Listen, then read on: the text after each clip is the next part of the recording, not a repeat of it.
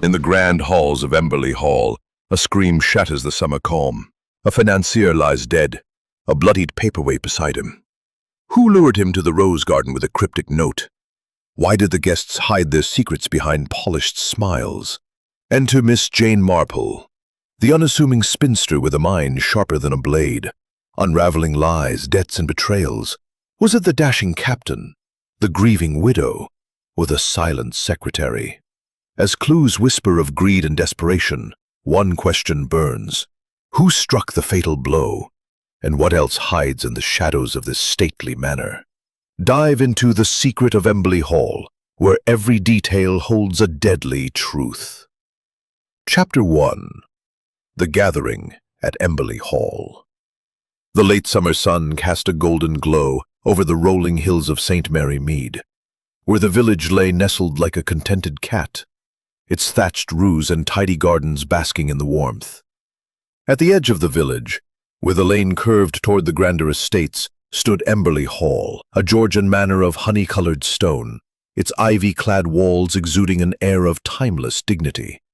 Yet on this particular August afternoon in 1952, the hall thrummed with an undercurrent of unease, as though the very stones sensed the gathering storm. Miss Jane Marple, seated in a cushioned wicker chair on the terrace, sipped her tea with the delicate precision of one who observed far more than she revealed. Her nephew, Raymond West, had insisted she join him for a weekend at Emberley Hall, the country home of Sir Reginald Ashford, a retired diplomat with a penchant for hosting eclectic gatherings. Raymond, ever the enthusiastic writer, had promised Miss Marple a most intriguing assembly of guests, and though she had demurred at first, preferring her quiet cottage and her knitting, she had relented, sensing in his tone a hint of something more than mere social pomp. "It's quite the cast, Aunt Jane," Raymond had said that morning as their taxi wound through the lanes. "Sir Reginald's stepdaughter, Lydia, is newly engaged to a rather dashing fellow, Captain Hugh Denham. Then there's Dr. Evelyn Porter, a psychologist of some repute, and her husband, Mr. Gordon Porter, who's in finance, I believe. Oh, and a young artist, Miss Clara Vane, who's causing a stir with her modernist paintings. And, of course, Sir Reginald's secretary, Mr. Felix Warren, a quiet sort but sharp as a tack. You'll find them all terribly fascinating." Miss Marple had smiled, her blue eyes twinkling behind her spectacles. "Fascinating, Raymond, or merely complicated?" Her nephew had laughed, but she had noted the faintest crease in his brow, a sign that even he sensed something amiss.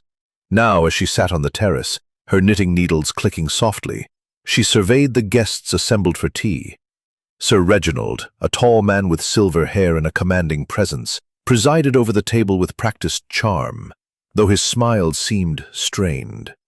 Beside him, Lydia Ashford, a striking young woman of 25 with auburn hair and a restless gaze, toyed with her teaspoon, her engagement ring glinting in the sunlight. Captain Hugh Denham, her fiancé, lounged with the easy confidence of a man accustomed to admiration, his military bearing softened by a roguish grin. Dr. Evelyn Porter, a sharp-featured woman in her 40s, spoke in low, measured tones to her husband, Gordon, whose florid complexion and fidgeting hands suggested a man ill at ease. Clara Vane, the artist, sat apart, sketching idly in a notebook, her dark eyes darting from face to face as though capturing more than mere likenesses. And Felix Warren, the secretary, hovered at the edge of the group, his pale face unreadable, his movements precise as he refilled teacups. The conversation was polite, even jovial, but Miss Marple's keen senses detected a discord beneath the surface. Lydia's laughter was too brittle, Hugh's anecdotes too rehearsed. Evelyn Porter's questions about Sir Reginald's recent travels carried a probing edge, and Gordon's attempts at humor fell flat, met with tight smiles. Clara's sketches, Miss Marple noted, seemed less concerned with the garden vista than with the faces around her. And Felix, quiet, unobtrusive Felix, watched everyone with the intensity of a hawk. "It's a splendid weekend for a gathering, don't you think, Miss Marple?" Sir Reginald said, turning to her with a courteous nod. "Emberley Hall has seen many such occasions, but I dare say this one will be memorable." "I'm sure it will, Sir Reginald," Miss Marple replied, her voice soft but clear. "There is something about a country house, is there not, that brings out the most illuminating qualities in people?" Raymond chuckled. "Aunt Jane, you make it sound as though we're all characters in one of my novels, hiding secrets behind our teacups." "Secrets, Raymond?" Miss Marple's eyes twinkled. "Oh, I shouldn't think so. People are usually far too eager to share them, if one only listens." A faint hush fell over the table, broken only by the clink of china and the distant call of a cuckoo. Lydia's teaspoon slipped from her fingers, clattering onto her saucer, and Hugh quickly covered her hand with his own, murmuring something soothing. Evelyn Porter's lips curved in a faint, knowing smile, while Gordon cleared his throat loudly, launching into a tedious anecdote about a recent investment. Clara's pencil paused, her gaze fixed on Felix, who had turned to adjust a tray, his back momentarily to the group. Miss Marple knitted on, her needles a steady rhythm, but her catalogued the small details. The faint stain on Gordon's cuff, the way Lydia's ring seemed too large for her slender finger, the slight tremor in Felix's hand as he poured tea. Most of all, she sensed the tension, like a tightly wound spring, ready to snap. As tea concluded, Sir Reginald rose, proposing a tour of the estate's gardens before dinner. The guests dispersed, some to stroll, others to retire to their rooms. Miss Marple lingered, ostensibly to finish her row of knitting, but in truth to watch. Raymond, ever attentive, offered to escort her, but she waved him off with a smile. "Go, dear boy, and enjoy the roses. I shall join you presently." Alone on the terrace, she set her knitting aside and gazed out at the manicured lawns, her mind sifting through the impressions of the afternoon. Emberley Hall was beautiful, yes, but beauty, she knew, often masked the most dangerous truths. In her long experience, whether in St. Mary Mead or beyond, she had learned that gatherings like this, so full of politeness and pretense, were fertile ground for secrets. And secrets, left unchecked, had a way of turning deadly. As the sun dipped lower, casting long shadows across the lawn, a sudden cry pierced the air, a sharp, anguished sound from the direction of the rose garden. Miss Marple's hands stilled, her heart quickening, not with fear, but with certainty. The weekend, it seemed, was about to become far more memorable than Sir Reginald had anticipated. Shap. The shadow in the rose garden. The cry that had shattered the tranquil afternoon at Emberley Hall lingered in the air, sharp and fleeting like the crack of a whip. Miss Jane Marple, still seated on the terrace with her knitting folded neatly in her lap, tilted her head, her keen eyes narrowing as she pinpointed the direction of the sound. The rose garden, beyond the neatly trimmed yew hedges. The other guests, scattered across the lawn or within the house, seemed momentarily frozen, their voices hushed as the echo faded. Then, as if spurred by some collective instinct, movement erupted. Raymond West, who had been strolling with Captain Hugh Denham near the ornamental fountain, turned sharply, his face pale. "Aunt Jane, did you hear that?" he called, already striding toward the garden. Hugh followed, his easy charm replaced by a taut alertness, his military training evident in his swift, purposeful steps. From the house, Sir Reginald emerged, his silver hair catching the fading light, his expression a mix of concern and irritation. Lydia Ashford, who had been lingering near the conservatory, hurried after him, her auburn hair slipping loose from its pins. Dr. Evelyn Porter and her husband, Gordon, appeared from the direction of the orchard, while Clara Vane— Marple rose, her movements deliberate, and followed at a measured pace, her small figure almost lost amid the flurry of activity. She noted the time, 4:32 p.m., as the grandfather clock's chime reverberated faintly from the hall. Her mind, ever orderly, catalogued the positions of each guest at the moment of the cry. Raymond and Hugh by the fountain, Lydia near the conservatory, Sir Reginald inside, Evelyn and Gordon in the orchard, Clara by the urn, Felix in the library. Such details, she knew, were the threads from which truth was woven.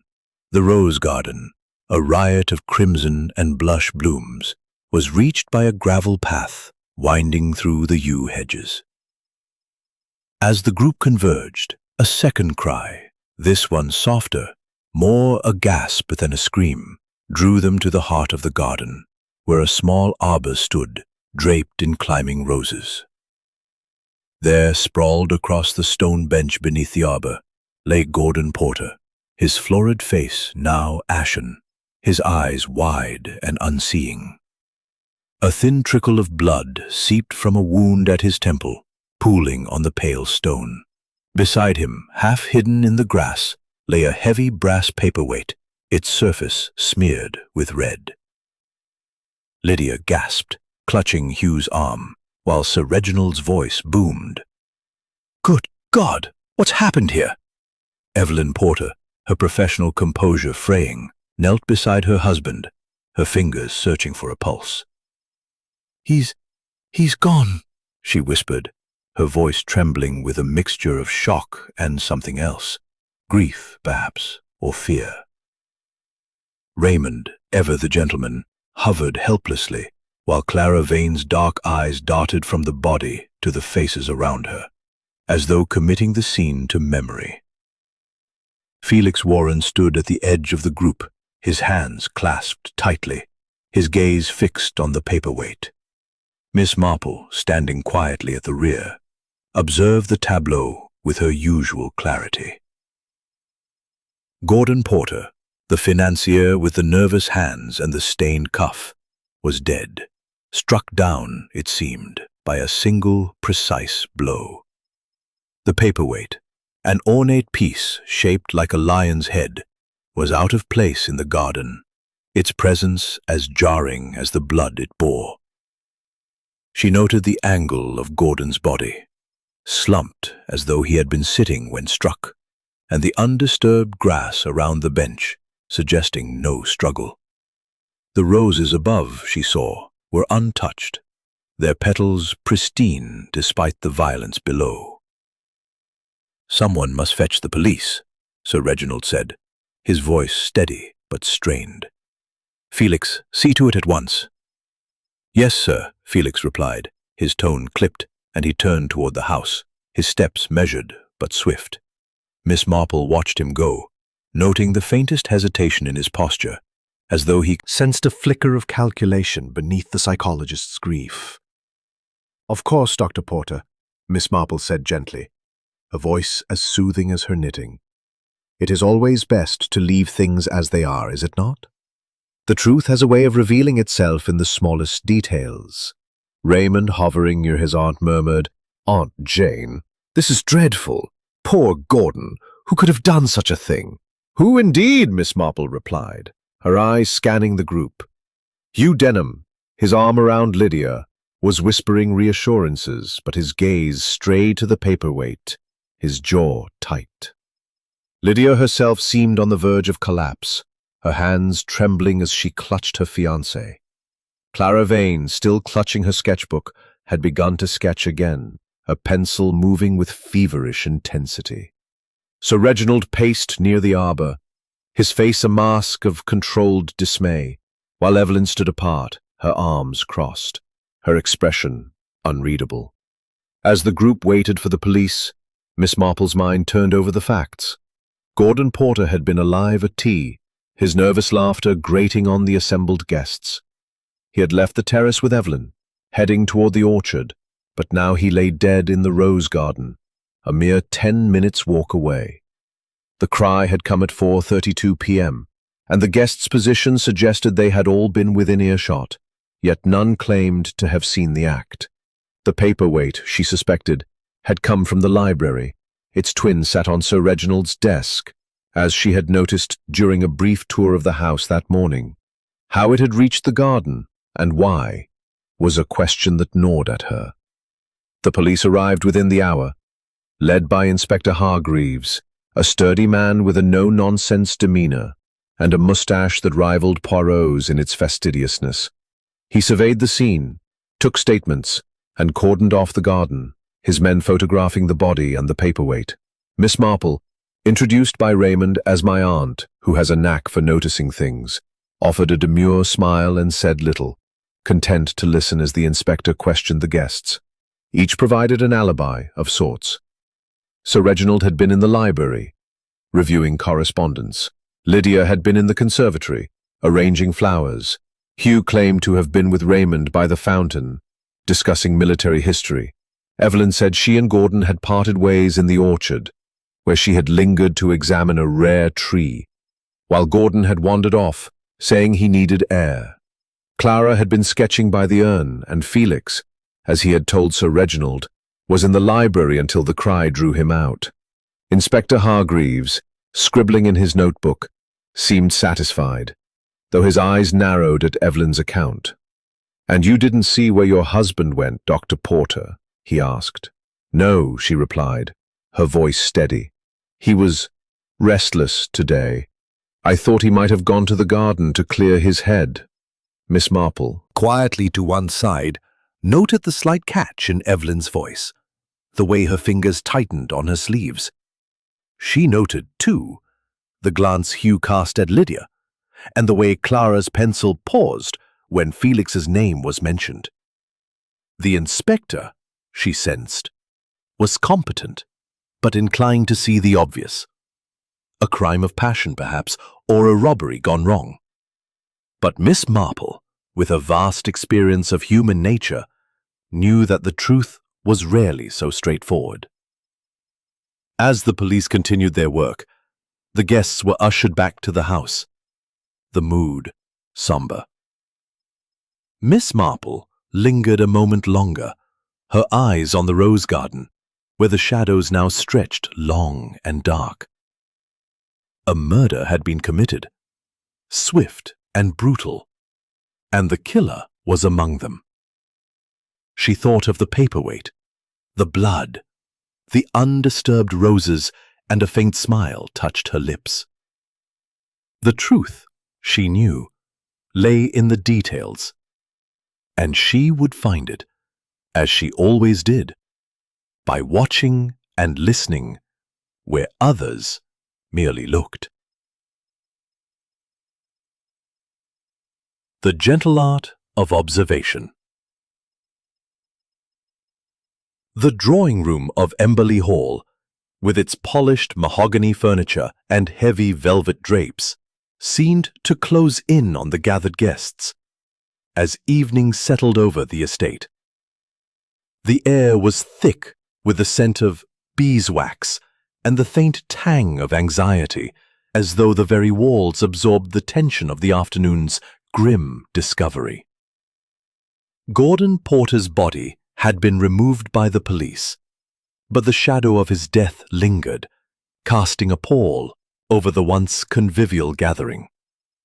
Miss Jane Marple, seated in a high-backed chair near the fireplace, her knitting needles clicking softly, appeared as serene as ever, her mild blue eyes drifting from face to face with the deceptive placidity of a village spinster. Inspector Hargreaves had taken charge with brisk efficiency, stationing a constable at the door and requesting that all guests remain in the house until further notice. Sir Reginald, his diplomatic composure fraying, had offered the drawing room as a temporary headquarters, and now the group sat in uneasy silence, awaiting the inspector's next move. Raymond West, hovering near his aunt, fidgeted with his tie, his writer's imagination clearly racing. Lydia Ashford sat close to Captain Hugh Denham, her hands clasped tightly in her lap, while Hugh's arm rested protectively on the back of her chair. Dr. Evelyn Porter, now a widow, maintained a rigid posture, her sharp features betraying little beyond a faint tightening of her lips. Clara Vane, the artist, had abandoned her sketchbook and stared out the window, her dark eyes distant. Been committed, and her keen mind, honed by years of observing the petty intrigues of village life, was already piecing together the threads of this far graver puzzle. She noted the time, 7:14 p.m., as indicated by the ormolu clock on the mantel, and recalled the events of the afternoon with meticulous clarity. Inspector Hargreaves entered, his notebook in hand, his mustache bristling with purpose.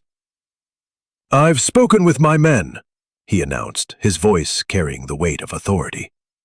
"Mr. Porter's death was no accident. The blow to his temple was deliberate, delivered with considerable force. The paperweight, as you've all seen, was the weapon. What I need now is absolute candor. If anyone knows anything at all, about Mr. Porter's movements or state of mind, now is the time to speak." A murmur rippled through the room, but no one spoke. Miss Marple's needles paused, her eyes flicking to Evelyn Porter, whose fingers twitched slightly, as though resisting the urge to clasp something or someone. The silence stretched, broken only by the crackle of the fire, until Sir Reginald cleared his throat. "Gordon was not himself today," he said carefully. "I noticed it at tea. He seemed distracted, almost agitated. But I can't imagine who would want to harm him. He was a guest in my home, after all." "Indeed, Sir Reginald," Miss Marple said softly, her voice so gentle it might have been mistaken for inconsequential. "It is often in such moments of distraction that people reveal their true concerns. Did Mr. Porter mention anything specific, perhaps? A worry? A disagreement?" Sir Reginald hesitated, his brow furrowing. "Not that I recall. He spoke of some financial matters, but nothing out of the ordinary. Gordon was always talking about investments. Wasn't he, Evelyn?" Evelyn's eyes met his, cool and steady. "Yes, he was. Gordon was under some pressure, I suppose. His work was demanding, but he didn't confide in me about anything specific today." Her voice was measured, almost too precise, and Miss Marple noted the way her hands remained still, as though trained to conceal emotion. Inspector Hargreaves turned to Lydia. "Miss Ashford, you were in the conservatory, you said. Did you see Mr. Porter after tea?" Lydia's pale face flushed slightly, and she glanced at Hugh before answering. "No, Inspector. I was arranging flowers, as I said. I didn't see Gordon after we left the terrace. I heard the cry, like everyone else, and ran to the garden." Hugh squeezed her shoulder. "She was with me part of the time, Inspector. We were near the fountain until I joined Raymond for a chat. Lydia went to the conservatory alone." Miss Marple's needles resumed their rhythm, but her mind was elsewhere. Lydia's flush, desire to protect or to deflect. She filed the observation away, turning her attention to Clara Vane, who had yet to speak.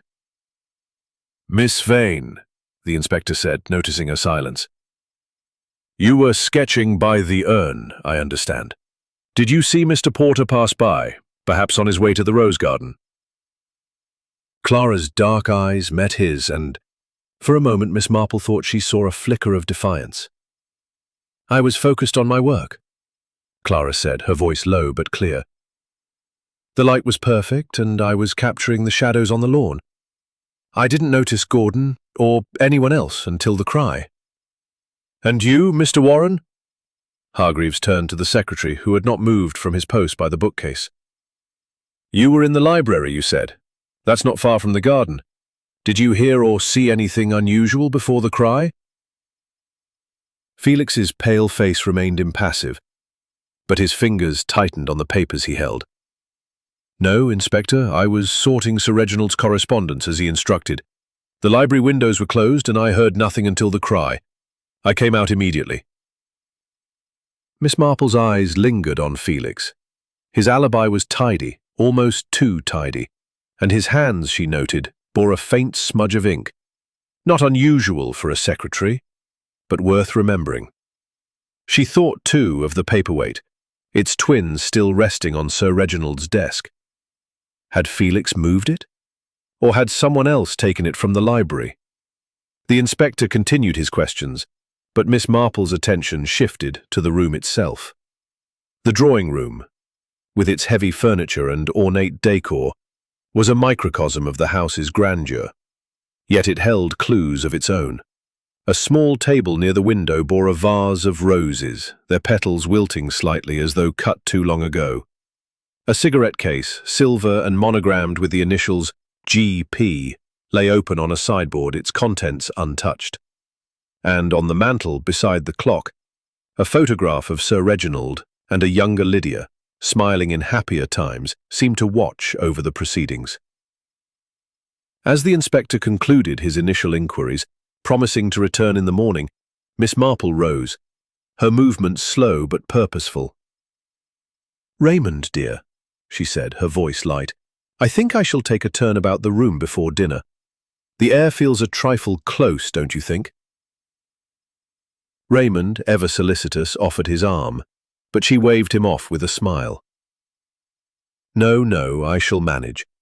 Do go and see if Lydia is quite all right. She seems dreadfully shaken."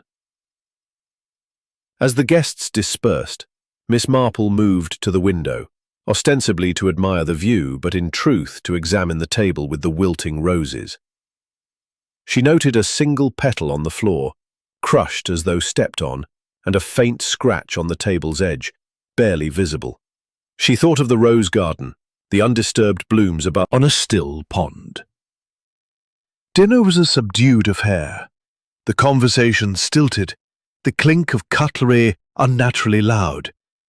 Miss Marple, seated between Raymond and Clara, listened more than she spoke, her mind turning over the alibis, the glances, the silences. Gordon Porter, she reflected, had been a man of secrets, and his death was no random act. Someone in this room, perhaps more than one, knew more than they admitted. And she, with her quiet ways and her unassuming presence, would watch and wait, for the truth, as she had learned in St. Mary Mead, always revealed itself to those who paid attention. Chapter 4. The Art of Asking Questions. The morning after Gordon Porter's murder dawned grey and heavy, the skies over Emberley Hall draped in a mist that clung to the estate's honey-coloured stone like a shroud. Inside, the atmosphere was no less oppressive, the guests moving through the rituals of breakfast with the strained politeness of those bound by shared suspicion. Miss Jane Marple, seated at the dining table with a cup of tea and a modest slice of toast, appeared as serene as ever, her knitting bag at her side, her blue eyes bright with quiet curiosity. Yet her mind was far from idle, sifting through the events of the previous day, weaving together the threads of alibis, glances, and half-spoken truths. Inspector Hargreaves had returned at 9 o'clock sharp, his moustache bristling with renewed determination. He had set up in the library, where the second brass paperweight, a twin to the murder weapon, still sat on Sir Reginald's desk, its presence a silent accusation. The inspector had announced his intention to interview each guest individually, and the household had settled into an uneasy rhythm, with Constable Peters stationed at the front door to prevent anyone from leaving. Miss Marple, introduced by Raymond as a keen observer of human nature, had been permitted to linger in the drawing room, ostensibly to keep out of the way. In truth, She had positioned herself strategically, her chair angled to afford a view of the hall where she could see who entered and left the library. As the morning progressed, Miss Marple sipped her tea and listened, her knitting needles clicking softly, a metronome to her thoughts. She noted the time, 9:47 a.m., as the Ormolu clock on the mantel chimed, and reflected on the alibis given the previous evening. Each guest had accounted for their whereabouts at 4:32 p.m., when the cry had rung out. But alibis, she knew, were only as reliable as the people who gave them. And people, as her long experience in St. Mary Mead had taught her, were rarely as straightforward as they seemed. Raymond, ever eager to be helpful, had offered to assist the inspector, but Hargreaves had politely declined, suggesting he keep an eye on the other guests.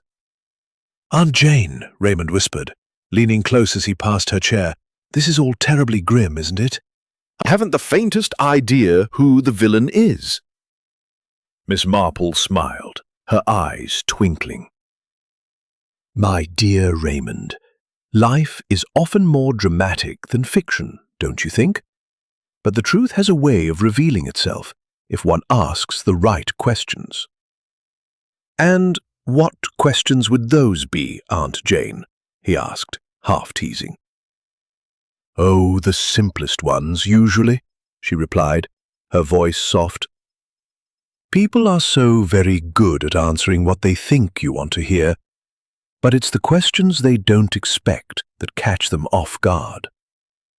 Raymond chuckled, but his expression sobered as Sir Reginald emerged from the library, his face flushed with indignation.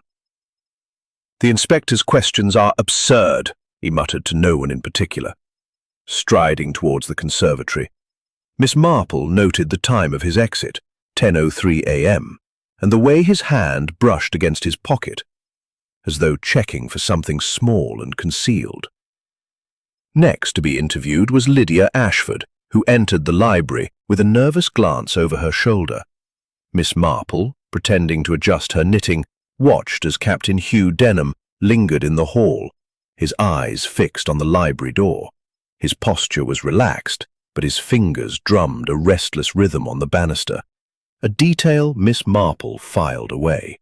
When Lydia emerged 10 minutes later, her eyes were red-rimmed, and she hurried to Hugh's side, whispering something that made him frown.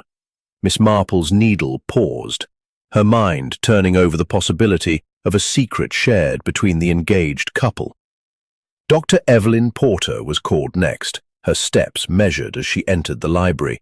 Miss Marple, recalling the psychologist's composed demeanor the previous evening, wondered what lay beneath that calm exterior. Evelyn had claimed she and Gordon had parted in the orchard, yet her account had been vague, almost rehearsed. As the library door closed, Miss Marple's gaze drifted to the drawing-room sideboard, where Gordon's cigarette case still lay, its silver surface catching the light. She had noticed, during breakfast, that no one had touched it, as though it were a relic too painful or too dangerous to approach. Clara Vane, summoned after Evelyn, passed Miss Marple's chair with a nod, her sketchbook tucked under her arm. "You must find this all very tiresome, Miss Marple," she said, her voice low and slightly mocking. "All this fuss over poor Gordon." "Not tiresome, Miss Vane," Miss Marple replied, her tone gentle. "Tragic, certainly, but also illuminating. You have a keen eye for detail, I'm told. Your sketches must capture so much more than mere faces." Clara's dark eyes flickered with surprise, but she smiled faintly. "You're perceptive, Miss Marple. Yes, I see things, perhaps more than I should." With that, she entered the library, leaving Miss Marple to ponder the weight of her words. An artist, she thought, saw the work overlooked. What had Clara seen in the moments before Gordon's death? Felix Warren was the last to be called, his pale face as impassive as ever. As he passed, Miss Marple noted the ink smudge on his right hand, fainter now but still visible. She thought of the paperweight, its twin in the library, and wondered again how it had reached the rose garden. Felix's alibi, sorting correspondence in the library, was plausible, yet his quiet intensity suggested a man who knew more than he revealed. While the interviews continued, Miss Marple took the opportunity to move about the drawing room, her steps slow and deliberate. She paused by the sideboard, examining the cigarette case more closely. The monogram GP was unmistakable, but the case was curiously light, as though rarely used. She opened it gently, noting a single cigarette inside, its tip slightly bent, as though handled carelessly. Beside it, tucked into the lining, was a folded scrap of paper, so small it might have been overlooked. With a glance to ensure no one was watching, she slipped the paper into her sleeve, her heart quickening with the thrill of discovery. Returning to her chair, she unfolded the scrap discreetly, her fingers nimble despite her age. It was a torn piece of notepaper, bearing a few scrawled words in a hurried hand. "Meet me, 4:30, R.G." The initials, she suspected, stood for Rose Garden, and the time was chillingly close to the moment of the cry. Whose handwriting was it?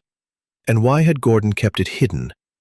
As Felix emerged from the library, Miss Marple tucked the paper away, her mind racing. The note suggested a rendezvous, perhaps one that had led to Gordon's death. But who had written it? And why had Gordon gone to the Rose Garden alone? She thought of the alibis again, Sir Reginald in the library, Lydia in the conservatory, Hugh and Raymond by the fountain, Evelyn in the orchard, Clara by the urn, Felix in the library. Each had been accounted for, yet the note hinted at a secret meeting, one that someone had lied about. Inspector Hargreaves joined the group for lunch, his expression grim. "We found no fingerprints on the paperweight," he announced, "but it matches the one in the library. Someone took it from there, likely with intent. I'll need to know more about Mr. Porter's relationships. Any enemies, any debts?" The guests exchanged uneasy glances, but no one spoke. Miss Marple, stirring her tea, said softly, "It is curious, Inspector, how a man like Mr. Porter, so full of energy, could have made such an appointment in the Rose Garden. One wonders what drew him there at such a precise moment." Hargreaves raised an eyebrow, but before he could respond, Evelyn spoke, her voice sharp. "Gordon was impulsive. He might have gone for a walk, nothing more." "Perhaps," Miss Marple said, her tone mild. "But a walk with a purpose, I think. People do not carry paperweights on strolls, do they?" A hush fell over the table, and Miss Marple resumed her knitting, her eyes on her needles, but her mind on the note, the alibis, and the faces around her. Someone in this room had written those words, and someone had struck the fatal blow.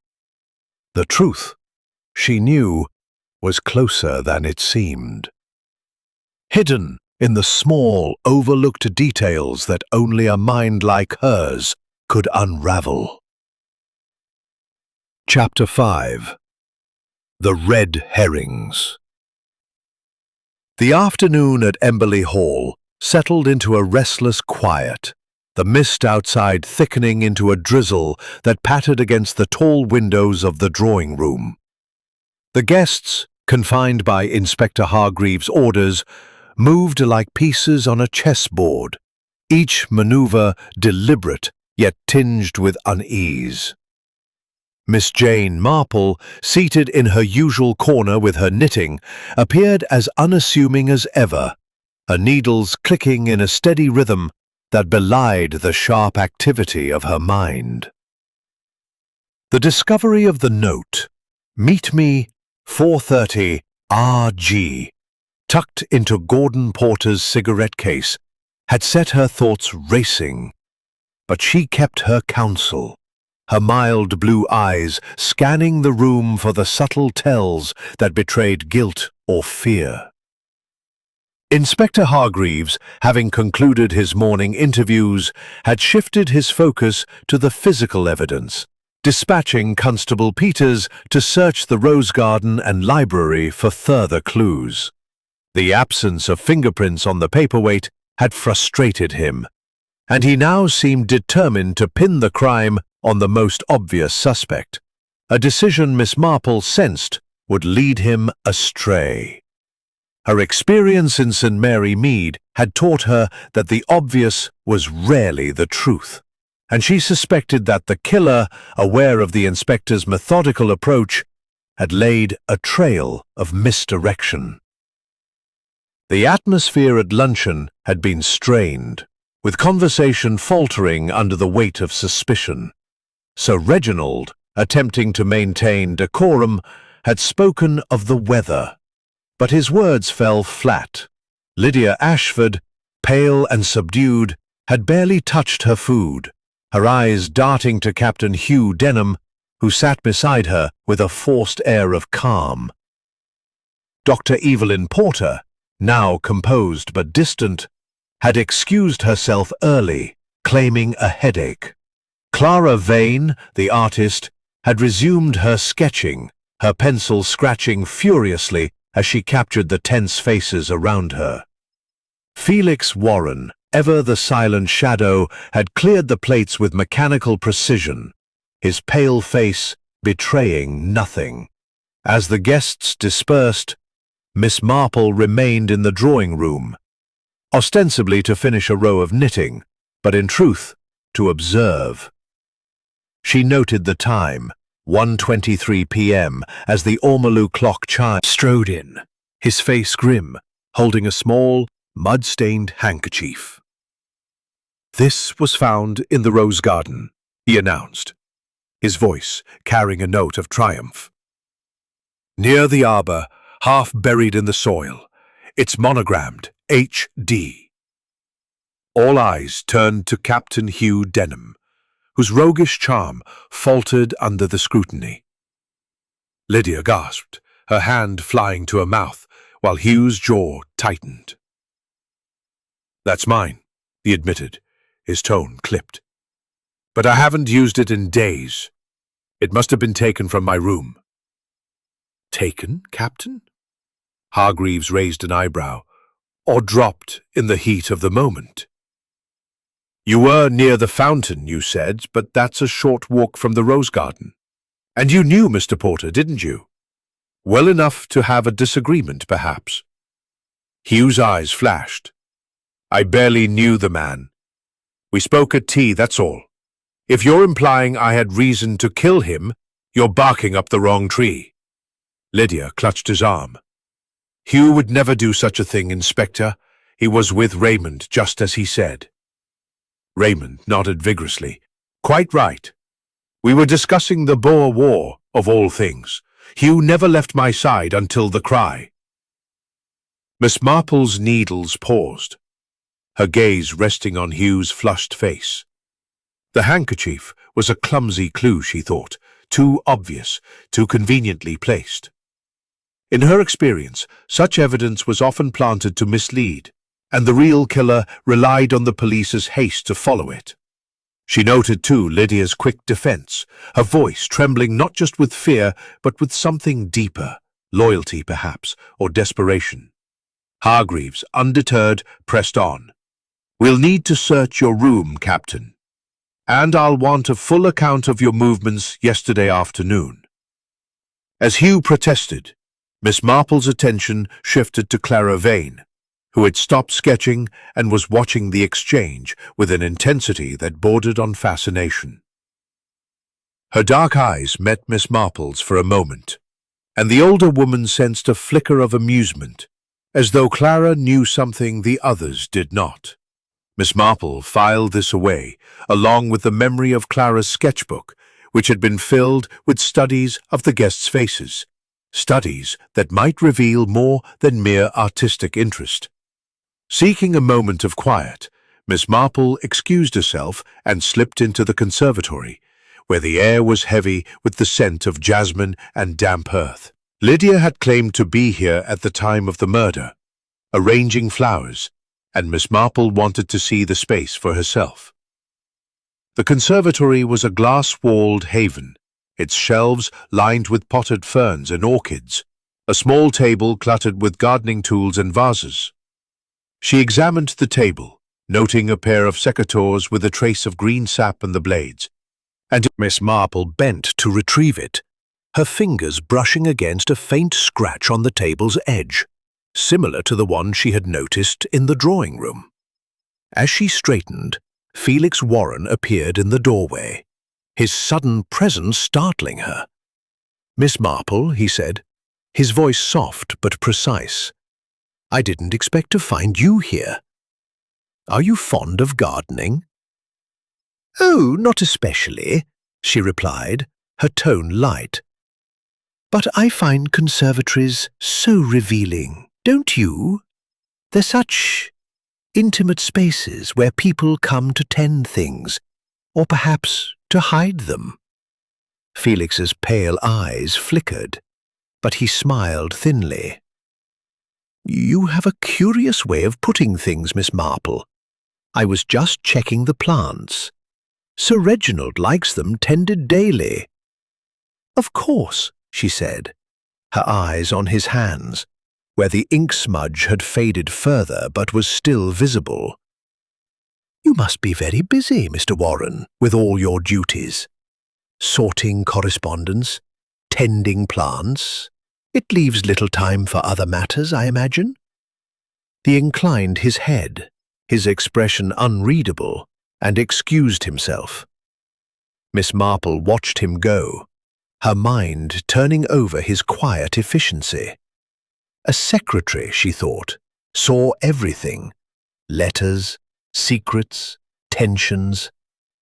Had Felix seen something that led to Gordon's death? Or had he done more than see? Returning to the drawing room, she found Raymond deep in conversation with Sir Reginald, who was lamenting the disruption to his household. "It's outrageous," Sir Reginald said, his voice low but vehement. "Accusing Hugh like that, with no evidence but a handkerchief. Gordon had enemies, I'm sure of it. Business rivals, perhaps. He was always talking about risky investments." Miss Marple, settling back into her chair, said gently, "Enemies, Sir Reginald. That's a strong word. But people do have their secrets, don't they? Even in a house as splendid as this." Sir Reginald flushed, and Raymond shot his aunt a curious glance. Before either could respond, Inspector Hargreaves re-entered, his expression darker than before. "We've found something else," he said, holding up a small leather-bound notebook.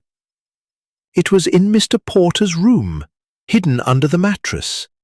It lists debts, large ones, owed to a certain H.D.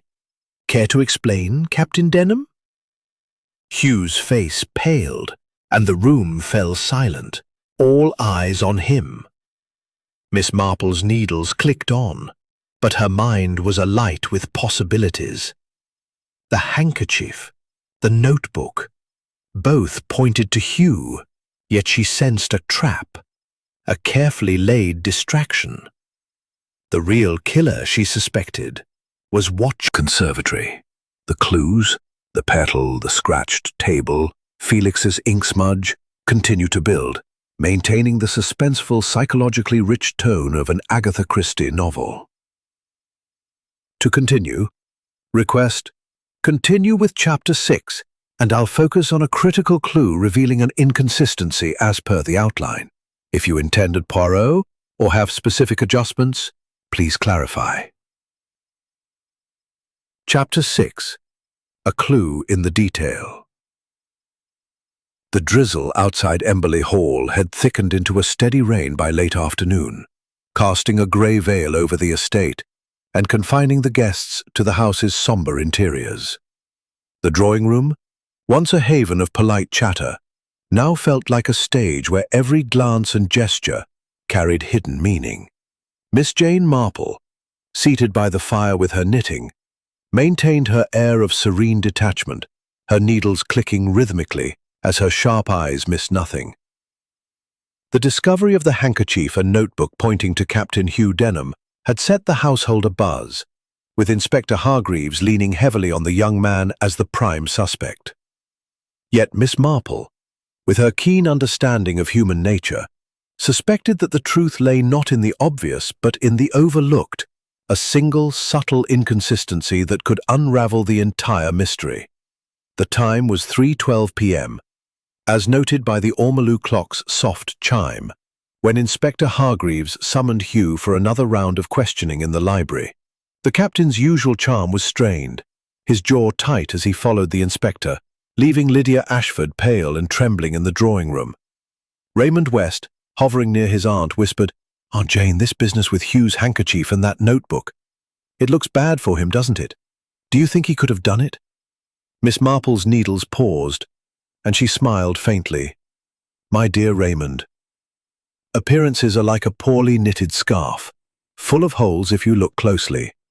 The captain may be in a tight spot, but the truth is often hidden in the smallest stitches." Raymond frowned, puzzled, but Miss Marple's mind was elsewhere, turning over the note she had found in Gordon Porter's cigarette case. "Meet me, 4:30, R.G." The timing was precise, almost too precise, and it gnawed at her. The cry had come at 4:32 p.m., yet Gordon had been found dead, struck by the paperweight, with no sign of a prolonged struggle. How had the killer acted so swiftly? And why had the note been hidden in a cigarette case Gordon rarely used? Her thoughts were interrupted by Clara Vane, who approached with her sketchbook, her dark eyes glinting with a mix of curiosity and wariness. "Miss Marple," she said, settling into a nearby chair, "you seem remarkably calm amidst all this chaos. Don't you find it unsettling, all these accusations flying about?" "Oh, quite unsettling, Miss Vane," Miss Marple replied, her voice gentle.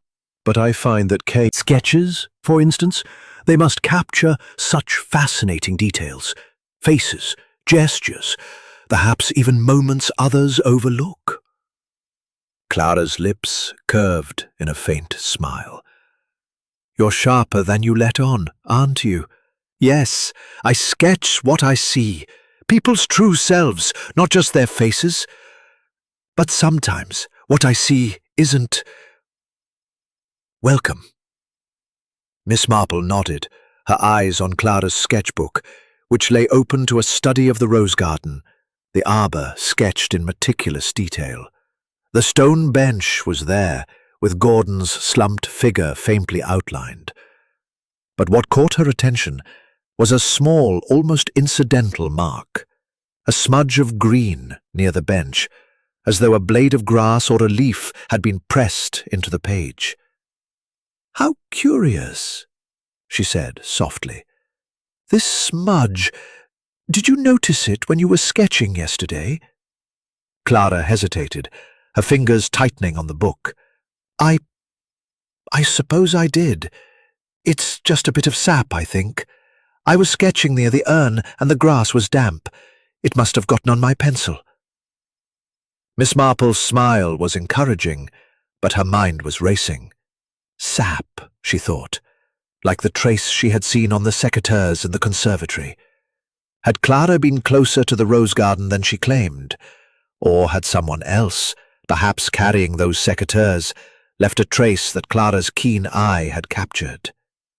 Before she could probe further, Sir Reginald entered, his face flushed with agitation. "This is intolerable," he declared, addressing no one in particular. "Hargreaves is hounding poor Hugh as if he's already convicted, and now he's asking about Gordon's financial dealings, implying I might know something about them." Miss Marple's needles resumed their rhythm. "Financial dealings, Sir Reginald? Mr. Porter was a financier, I believe. Did he ever mention his investments to you?" Sir Reginald hesitated, his hand brushing his pocket again, as Miss Marple had noted the previous day. "He mentioned a few ventures, yes," he said gruffly. "Nothing specific. Gordon was always boasting about his successes, but I got the impression some of his deals were risky." "Risky enough to make enemies?" Miss Marple asked, her tone mild. Sir Reginald's eyes narrowed, but he shrugged. "Possibly, but I'm no financier. You'd have to ask Evelyn about that." As if summoned, Dr. Evelyn Porter entered, her sharp features composed, but her eyes red-rimmed, as though she had been crying, or feigning it. "The inspector's questions are exhausting," she said, sinking into a chair.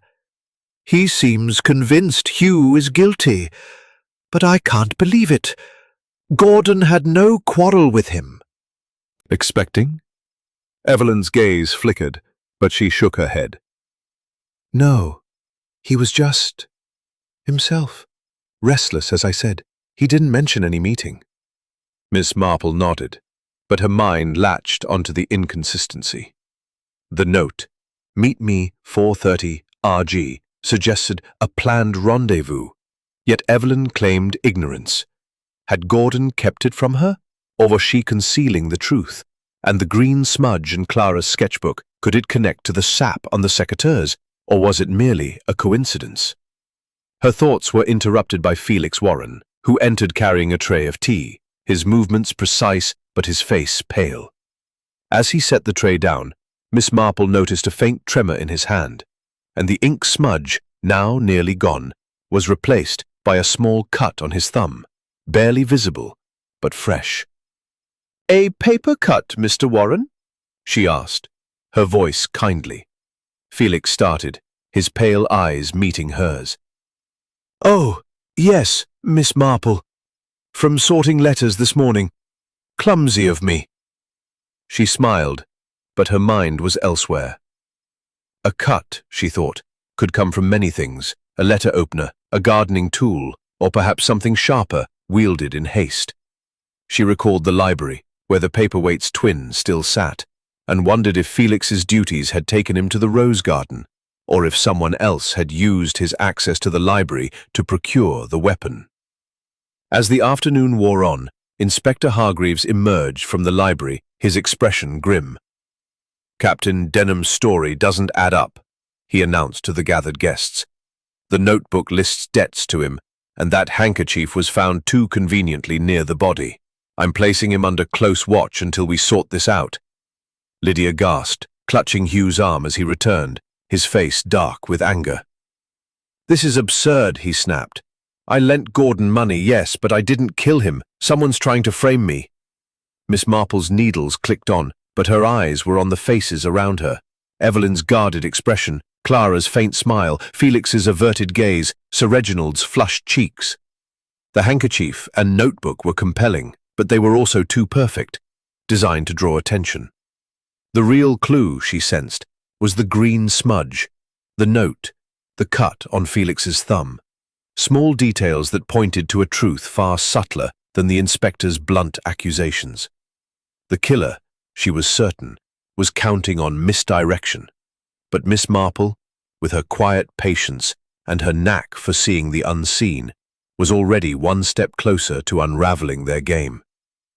This chapter introduces a critical clue: the green smudge in Clara's sketchbook, potentially linked to the sap on the conservatory secateurs, while reinforcing the red herrings surrounding Hugh Denham. Miss Marple's subtle questioning and keen observations deepen the mystery, maintaining the elegant, suspenseful tone of an Agatha Christie novel. To continue, request, I'll explore hidden motives and secrets among the suspects, as per the outline. If you intended Poirot or have specific adjustments, please clarify. Chapter 7. More Lies Surface. The rain had ceased by evening, leaving Emberley Hall cloaked in a damp stillness that seemed to amplify every creak of the floorboards and every whispered word. The drawing-room, lit by the soft glow of lamps, felt more like a cage than a refuge, its occupants bound by suspicion and the unspoken weight of Gordon Porter's murder. Miss Jane Marple, seated in her familiar corner with her knitting, appeared as composed as ever, her needles clicking in a steady rhythm that contrasted with the restless energy of the room. Yet her mind was a whirl of activity, piecing together the green smudge in Clara Vane's sketchbook, the note in Gordon's cigarette case, and the faint cut on Felix Warren's thumb. These details, small and seemingly disparate, were beginning to form a pattern, but it was the hidden motives of the guests, now surfacing like shadows in the lamplight, that promised to bring the truth into sharper focus. The time was 7:42 p.m. as the ormolu clock chimed softly, and the guests had gathered for a strained dinner, served in the dining room under the watchful eye of Constable Peters. Inspector Hargreaves had retired to the village inn to review his notes, leaving the household in a state of uneasy anticipation. Captain Hugh Denham, now under close scrutiny, sat with a defiant air, his arm around Lydia Ashford, whose pale face betrayed her fear. Sir Reginald, at the head of the table, attempted to maintain a semblance of normalcy, but his forced anecdotes about diplomatic travels fell flat. Dr. Evelyn Porter, her sharp features drawn, picked at her food, her eyes darting to the empty chair where her husband had sat the previous day. Clara Vane, her sketchbook absent for once, toyed with her wineglass, her dark eyes glinting with unspoken thoughts. Felix Warren, serving the meal with his usual precision, moved silently, his pale face a mask of neutrality. Miss Marple, seated beside Raymond West, listened more than she spoke, her mild demeanor masking the intensity of her observations. The note, "Meet me, 4:30, RG," suggested a deliberate rendezvous, yet none of the guests had admitted to arranging it. The green smudge in Clara's sketchbook, possibly sap from the conservatory secateurs, hinted at a connection to the rose garden, and Felix's cut thumb raised questions about his activities. But it was the undercurrents of emotion, fear, guilt, resentment, that Miss Marple sensed most keenly, for she knew from her village days that secrets, once pressed, had a way of spilling out. As the meal concluded, Sir Reginald cleared his throat, his voice heavy. Outsider, a thief perhaps, or a vagrant who slipped onto the estate. Miss Marple's needles paused, and she looked up, her voice gentle but probing. An outsider, Sir Reginald, that is possible, of course, but the paperweight came from your library, did it not? It seems a curious choice for a passing thief. Sir Reginald flushed, his hand strained to his pocket once more. Well, yes, but anyone could have taken it. The library doors are never locked. Quite so, Miss Marple said, her eyes on his hand. But it does suggest someone familiar with the house, does it not? Someone who knew where to find such an object and how to use it without drawing attention. A hush fell over the table, broken by Evelyn Porter's sharp voice. "Are you suggesting one of us took it deliberately, Miss Marple? That's a grave accusation." "Not an accusation, Dr. Porter," Miss Marple replied, her tone mild. "Merely an observation. In my experience, people often act on impulse, but they choose their tools with care." Evelyn's lips tightened, and Miss Marple noted the way her fingers clenched her napkin, as though suppressing a retort. Before the silence could deepen, Lydia spoke, her voice trembling. "I can't bear this. Gordon was difficult, I know, but he didn't deserve this. And now Hugh is being blamed for something he didn't do." Hugh squeezed her hand, his voice low but firm. "Lydia, darling, don't. The truth will come out. I lent Gordon money, yes, but I had no reason to harm him. He promised to repay me soon." "Repay you?" Clara Vane's voice cut through the tension, her tone laced with skepticism. "Gordon was always promising things, money, favors, grand plans, but he was in over his head, wasn't he, Evelyn?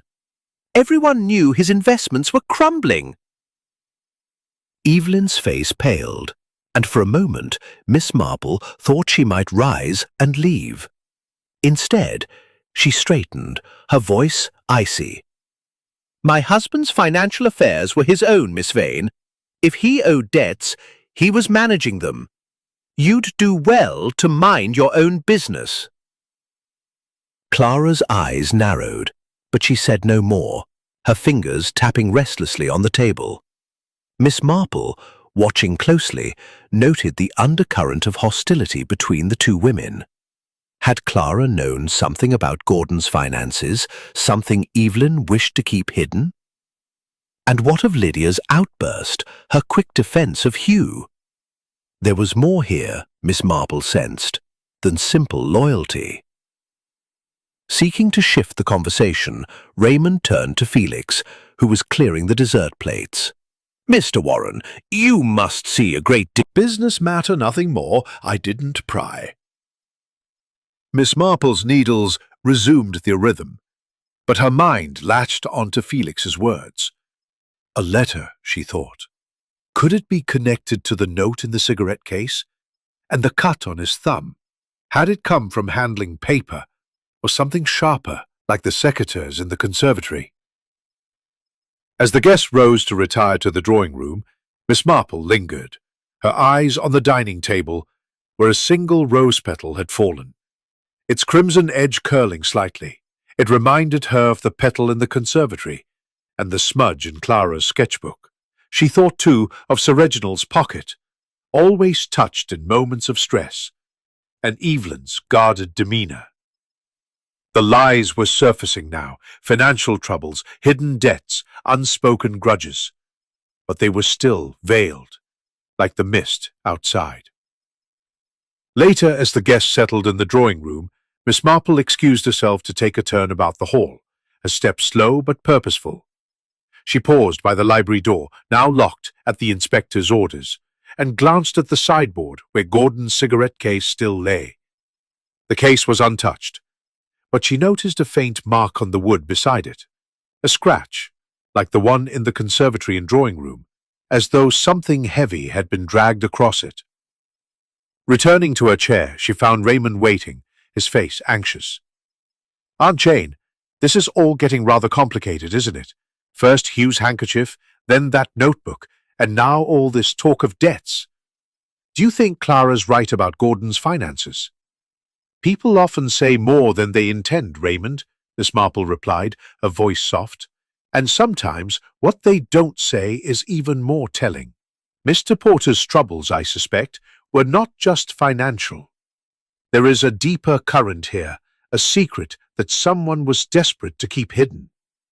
As the evening drew to a close, Miss Marple's thoughts returned to the note, the smudge, the scratches. The lies were piling up, each guest hiding something, debts, grudges, or perhaps a meeting in the rose garden. The killer, she was certain, was among them, their mask slipping with every careless word. And she, with her quiet ways and her knack for seeing through deception, was ready to pull the next thread, knowing it would lead her closer to the truth. This chapter revealed hidden motives, Gordon's financial troubles, Clara's insinuations, and tensions among the guests, while deepening the mystery with Miss Marple's observations of subtle clues, like the scratches in Felix's cut. The suspenseful, psychologically rich tone of an Agatha Christie novel is maintained, with lies surfacing to complicate the investigation. To continue, request continue with Chapter 8, and I'll introduce an emotional turning point as per the outline. If you intended Poirot or have specific adjustments, please clarify. Evening at Emberley Hall descended with a heavy stillness, the air thick with the scent of rain-soaked earth and the unspoken weight of Gordon Porter's murder.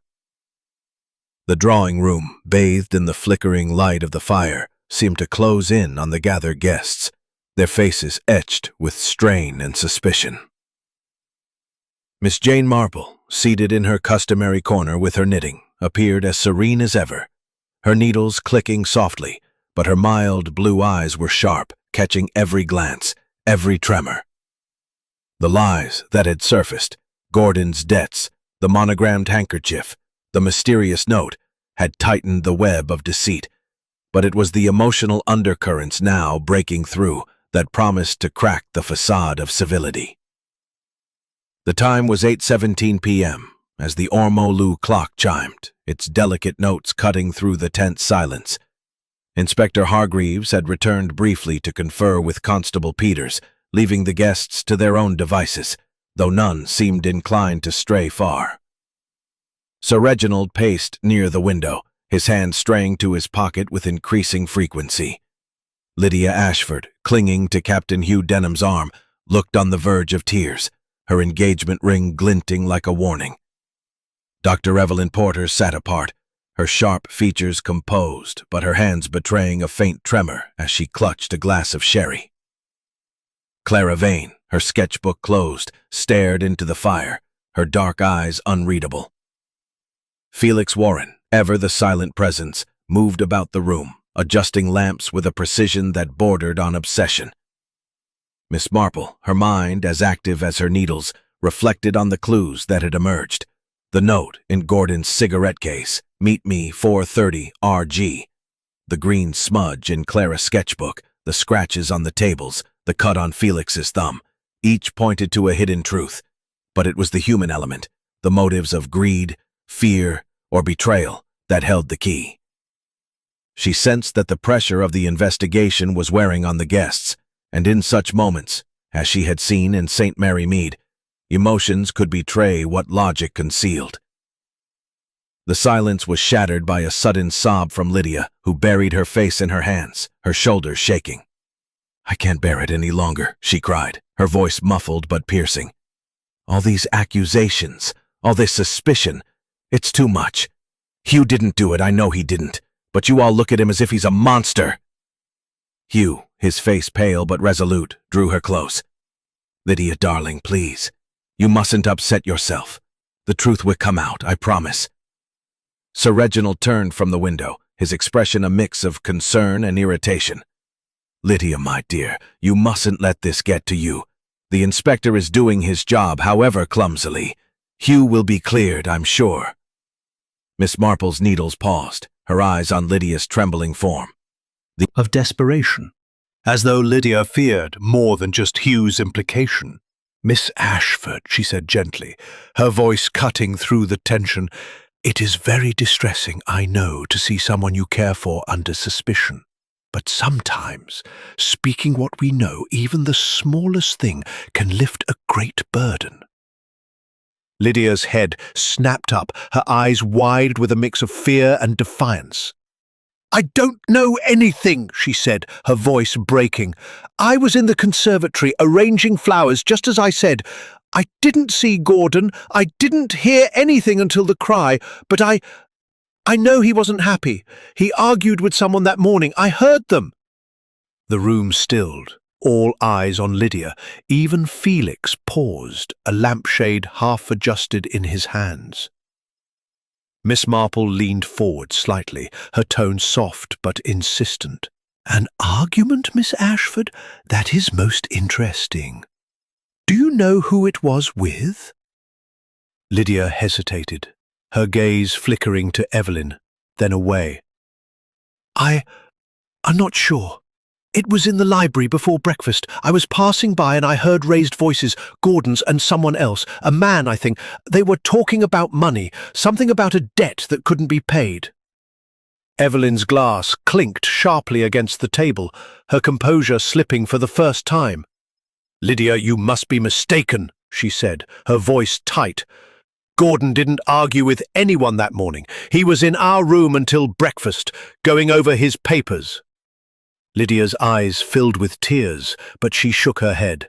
"I know what I heard, Evelyn. I'm not making it up. It was Gordon and he was angry, really angry." Miss Marple's mind raced, the pieces shifting. An argument about a debt overheard in the library suggested a motive beyond the notebook implicating Hugh.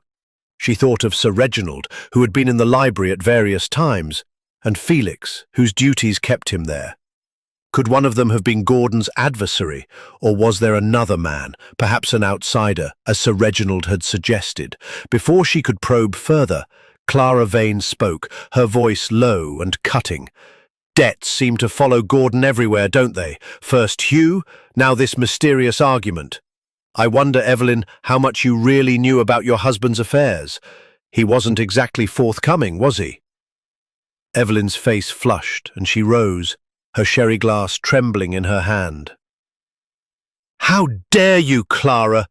You know nothing about Gordon or our marriage. If anyone had reason to resent him, it was you, always sniffing around his business, sketching your little secrets." Clara's eyes flashed, but she leaned back, her smile cold. "Secrets, Evelyn. I only draw what I see, and I saw plenty. Gordon's charm, his promises, his lies. Maybe someone else saw them too and decided to act." The accusation hung in the air, and Miss Hughes' clenched jaw. The room was a powder keg, and Lydia's revelation had lit the fuse. She thought of the note, the green smudge, the scratches, clues that pointed to a careful plan, not a crime of passion. But Lydia's tears, Evelyn's anger, and Clara's barbed words suggested deeper currents, personal betrayals perhaps, or hidden alliances. Seeking to diffuse the tension, Raymond stood, his voice conciliatory. "Let's not turn on each other," he said. "Aunt Jane always says the truth comes out when people talk, not when they shout. Isn't that right, Aunt Jane?" "Quite right, Raymond," Miss Marple said, her tone soothing. "And sometimes the truth slips out when people are least guarded. Miss Ashford, you've been very brave to share what you heard. It may be more important than you know." Lydia nodded, her sobs subsiding, but her eyes remained fixed on the floor. Miss Marple's needles resumed their rhythm, but her mind was on the library argument. She recalled the layout of the house. The library's heavy oak door, which muffled sound, meant Lydia must have been very close to hear voices. Had she been lingering deliberately, or was it chance? And the scratches on the tables, if the drawing room, the conservatory, and now she suspected the library, suggested something heavy had been moved, perhaps the paperweight itself. As the guests dispersed, Miss Marple remained, her eyes on Felix, who was clearing the sherry glasses.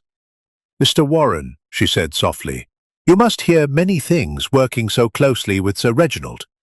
Did you happen to overhear an argument in the library yesterday morning?" Felix's pale face remained impassive, but his cut thumb twitched slightly. "No, Miss Marple," he said, his voice steady. "I was in the kitchen, preparing Sir Reginald's tea tray. I didn't go to the library until after breakfast." Miss Marple smiled, but her mind noted the lie. Felix had told the inspector he was sorting correspondence in the library before breakfast, a task that would have placed him there during Lydia's overheard argument. The inconsistency was small, but to Miss Marple, it was as glaring as a dropped stitch. The truth was breaking through, carried on the tide of emotion, and she was ready to seize it before it slipped away. This chapter marks an emotional turning point, with Lydia's outburst and revelation of an overheard argument, exposing deeper tensions and motives among the suspects. Miss Marple's keen observations, particularly Felix's inconsistent alibi, tightened the mystery, maintaining the suspenseful, psychologically rich tone of an Agatha Christie novel. To continue, request continue with Chapter 9, and I'll introduce Miss Marple's psychological trap, as per the outline. If you intended Poirot or have specific adjustments, please clarify. Chapter 9. The Trap. The third light through the drawing room's tall windows. The air, though fresher after the rain, carried a lingering tension, as if the house itself held its breath. Miss Jane Marple, seated in her usual corner with her knitting, appeared as unruffled as ever, her needles clicking in a soothing rhythm. Yet her mind was a whirl of calculation, piecing together the clues that had emerged. The note in Gordon Porter's cigarette case, the green smudge in Clara Vane's sketchbook, the scratches on the tables, Felix Warren's cut thumb, and now his inconsistent alibi about the library argument Lydia had overheard. These threads, woven together, pointed to a deliberate act, and Miss Marple sensed the time was ripe to apply pressure, to set a trap that would coax the truth from the shadows. The time was 10:23 a.m. as the ormolu clock chimed, and the guests were gathered in the drawing room, their faces drawn from sleeplessness and suspicion. Inspector Hargreaves had returned, his mustache bristling with frustration, still focused on Captain Hugh Denham, whose handkerchief and notebook entries cast him as the prime suspect. Yet Miss Marple, with her village-honed instincts, knew the real killer was watching, relying on Hugh's predicament to deflect attention. She had decided, in her quiet way, to stir the pot, using the guests' fraying nerves to provoke a misstep. As coffee was served, Miss Marple set her knitting aside and addressed the group, her voice gentle but carrying a curious weight. "It is remarkable, is it not, how a house like Emberley Hall holds so many secrets. In my little village of St. Mary Mead, I found that secrets have a way of revealing themselves when people are brought together. Perhaps if we were to share a little more, we might help the inspector see things more clearly." Sir Reginald, standing by the window, turned sharply, his hands straying to his pocket. What are you suggesting, Miss Marple? We've all told the inspector what we know. "Have we, Sir Reginald?" she replied, her eyes twinkling.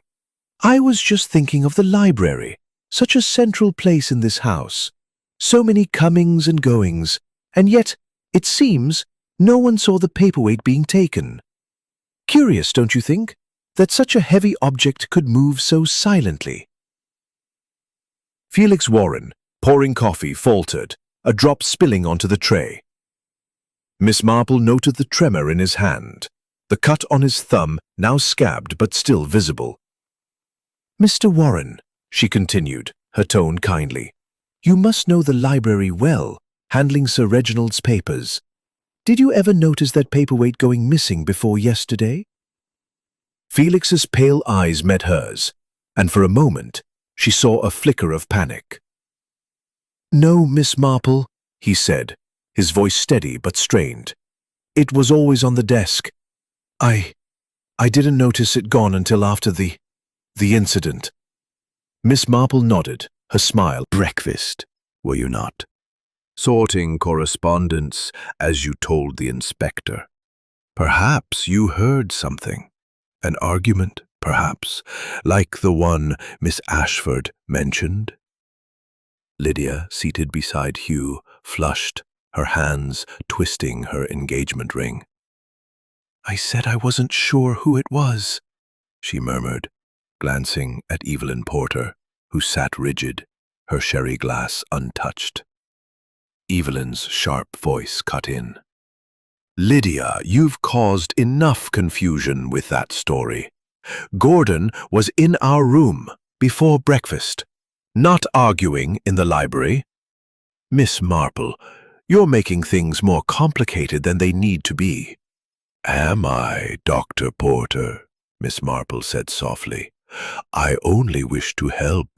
You see, I found a small note in Mr. Porter's cigarette case, such a curious place to keep it. It said, 'Meet me, 4:30, R.G.' Now I wonder who might have written it, and why would Mr. Porter go to the rose garden at that precise time, unless he expected someone?" The room stilled, the air thick with tension. Sir Reginald's hand froze in his pocket, and Clara Vane's dark eyes narrowed, her fingers tightening on her sketchbook. Hugh, his jaw tight, said, "I didn't write any note, if that's what you're implying. I was with Raymond, as I've said." "Quite so, Captain," Miss Marple said, her tone soothing. "But notes are such personal things, aren't they? They suggest trust or perhaps betrayal. Miss Vane, you're so observant with your sketches. Did you see anyone near the rose garden before the cry, perhaps carrying something unusual?" Clara's smile was tight, but she shook her head. "I was by the urn sketching the shadows. I didn't see anyone until we all ran to the garden." Miss Marple's needles resumed their rhythm, but her mind was on the green smudge in Clara's sketchbook, so like the sap on the conservatory secateurs. "Shadows are so revealing," she said, almost to herself. "They show what we overlook in the light, like a scratch on a table or a cut on a thumb or a petal left behind." Felix's tray clattered slightly, and all eyes turned to him. He flushed, setting it down with exaggerated care. "I'm sorry," he muttered. "Clumsy of me." "Not at all, Mr. Warren," Miss Marple said, her voice gentle but her eyes sharp. "It's easy to be unsteady when so much is at stake. You must handle so many things for Sir Reginald. Papers, letters, perhaps even tools from the conservatory." Felix's face paled further, and he excused himself, retreating to the hall. Miss Marple watched him go, her trap set. She had planted the idea that she whispered, "that people reveal themselves when they feel the net closing. We must watch carefully now." As the guests dispersed, Miss Marple lingered, her eyes on Sir Reginald, who was speaking in low tones to Evelyn near the window. Lydia and Hugh sat close, their heads bent together, while Clara resumed her sketching, her pencil moving with feverish intensity. The trap had been laid, and Miss Marple knew that someone, perhaps Felix, perhaps another, would soon make a mistake.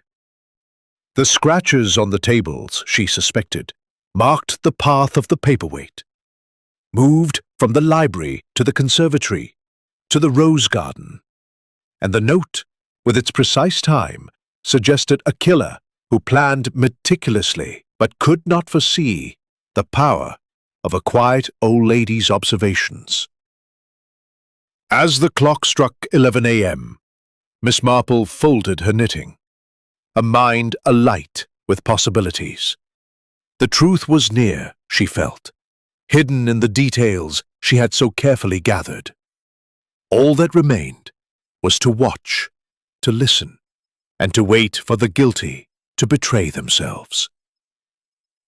This chapter sets Miss Marple's psychological trap, using subtle questions to unsettle the suspects and provoke a reaction, particularly from Felix, while reinforcing clues like the note, smudge, and scratches. The suspenseful, psychologically rich tone of an Agatha Christie novel is maintained, building towards the final reveal. To continue, request continue with Chapter 10, and I'll provide the step-by-step breakdown of the crime, as per the outline. If you intended Poirot or have specific adjustments, please clarify. Chapter 10. The Reveal. The afternoon sun filtered through the drawing-room windows of Emberley Hall, casting long shadows across the polished floor, as though mirroring the secrets that had lingered in the house for 3 days. The air was heavy with anticipation. The guests gathered once more under Inspector Hargreaves' watchful eye.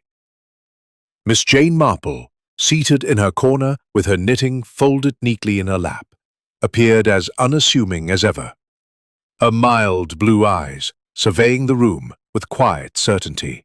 Her trap, set the previous day, had borne fruit. Felix Warren's nervous reaction, coupled with the clues she had meticulously gathered, the note, the green smudge, the scratches, the cut thumb, had brought her to the brink of the truth. Now, with the guests assembled, she was ready to unravel the mystery of Gordon Porter's murder, step by step, in a manner that would have made even her old friend Hercule Poirot nod in approval. The time was 2:47 p.m. as the ormolu clock chimed softly, and Inspector Hargreaves stood at the center of the room, his moustache bristling with frustration. "We've gone round in circles long enough," he declared. "Captain Denham's authority. If I may, Inspector, I believe I can shed some light on the matter. In my little village of St. Mary Mead, I've learned that the truth often lies in the smallest details, details that, when woven together, tell a story as clear as day. May I share what I've observed?" Hargreaves raised an eyebrow, but Raymond West, seated beside his aunt, nodded eagerly. "Please, Aunt Jane, go on. You've a knack for seeing what we all miss." The guests shifted uneasily. Sir Reginald by the window, his hand in his pocket, Lydia Ashford clutching Hugh Denham's arm, Dr. Evelyn Porter, her sharp features tense, Clara Vane, her sketchbook closed but her eyes alert, Felix Warren, standing near the door, his pale face taut. Miss Marple began, her tone measured but compelling. "Let us start with the crime itself," she said. "Mr. Gordon Porter was found dead in the Rose Garden at 4:32 p.m., struck by a brass paperweight from the library. The cry we heard marked the moment of his death, but the clues tell us it was no impulsive act. It was planned with care and precision. The first clue was a note I found in Mr. Porter's cigarette case, hidden as though he meant to keep it secret. It read, "Meet me 4:30 RG." This suggested a rendezvous in the Rose Garden, but why 4:30 when the cry came at 4:32? The answer is simple. The killer struck early, ensuring Mr. Porter had no chance to resist. She paused, her eyes sweeping the room. The note was written in a hurried hand, and I wondered who might have sent it. The initials RG could point to the Rose Garden, but they might also suggest a name. "Sir Reginald, perhaps?" She glanced at him, noting his flush. But no, Sir Reginald was in the library, as he told us. So I looked to other clues, the green smudge in Miss Vane's sketchbook, the scratches on the tables in the drawing room, conservatory and library, and a small cut on Mr. Warren's thumb. Felix stiffened, his hand twitching, but Miss Marple continued, her voice calm. "The smudge, I believe, was sap from the conservatory secateurs, which I found with a trace of green on their blades. Miss Vane claimed to be sketching by the urn, but her sketch of the Rose Garden included that smudge, suggesting she, or someone near her, had been closer to the scene. The scratches, I noticed, marked a path, from the library where the paperweight was taken, to the conservatory where it was perhaps hidden briefly, to the Rose Garden where it was used, and the cut on Mr. Warren's thumb, not a paper cut, as he claimed, but likely from handling those secateurs, which are sharp and unwieldy." Felix's face paled, but Miss Marple pressed on. "Then there was the inconsistency, but telling. I began to suspect that Mr. Warren knew more than he let on, perhaps because he was the man arguing with Mr. Porter." The room was silent, all eyes on Felix, who stood rigid, his hands clasped tightly. Miss Marple's voice softened, but her words were relentless. "Let us reconstruct the crime. Mr. Porter was in financial trouble, as Miss Vane hinted and the notebook confirmed. He owed money to Captain Denham, but there was another debt, one more pressing. I believe Mr. Warren, as Sir Reginald's secretary, had access to sensitive information, perhaps about Mr. Porter's dealings with Sir Reginald's investments. The argument Lydia overheard was about this debt, which Mr. Porter could not pay. Mr. Warren, feeling betrayed or desperate, decided to act." She turned to Felix, her eyes kind but unyielding. "You wrote the note, Mr. Warren, luring Mr. Porter to the Rose Garden at 4:30. You took the paperweight from the library, hiding it in the conservatory to avoid suspicion. You used the secateurs, perhaps to cut a rose as a pretext, leaving sap on your hands and a cut on your thumb. You met Mr. Porter early, at 4:32, and struck him before he could react. The handkerchief and notebook were planted to implicate Captain Denham, a convenient scapegoat, as you knew of his financial ties to Mr. Porter." Felix's voice broke the silence, hoarse and trembling. "This is absurd, Miss Marple. I had no reason to kill him. I was in the library, as I said." "Were you, Mr. Warren?" she replied gently. "Then why the cut? Why the lie about the kitchen? And why, when I mentioned the secateurs yesterday, did you spill the coffee? You see, in St. Mary Mead, I've learned that guilt shows itself in the smallest ways. A tremor, a dropped tray, a lie that doesn't quite fit." Felix's face crumpled, and he sank into a chair, his hands covering his face. "I didn't mean to kill him," he whispered, his voice breaking. "He owed me money, my savings, my future. He promised to repay me. But that morning, he laughed, said I'd never see a penny. I couldn't let him ruin me. I wrote the note, took the paperweight. It was over in a moment." The room erupted in gasps. Lydia's sob, Sir Reginald's curse, Evelyn's sharp intake of breath. Inspector Hargreaves stepped forward, his face grim. "Felix Warren, you're under arrest for the murder of Gordon Porter." Resolution. To continue, request continue with Chapter 11, and I'll provide Ms. Marple's reflective epilogue as per the outline. If you intended Poirot or have specific adjustments, please clarify. Chapter 11. The Reflection. The sun had dipped below the horizon, casting Emberley Hall in a twilight glow that softened the sharp edges of the past 3 days. The drawing room, now quiet after the storm of Felix Warren's confession, felt almost serene, as though the house itself exhaled in relief. Miss Jane Marple, seated in her familiar corner by the fire, her knitting resumed with its gentle rhythm, gazed out at the gathering dusk. Her mild blue eyes, so often underestimated, held a quiet satisfaction, tempered by the melancholy that always followed the unveiling of human frailty. Felix had been taken away by Inspector Hargreaves, his pale face crumpled with guilt, leaving the remaining guests to grapple with the truth of his crime. The time was 6:23 p.m. as the ormolu clock chimed softly, its notes a gentle reminder of the hours that had unraveled the mystery.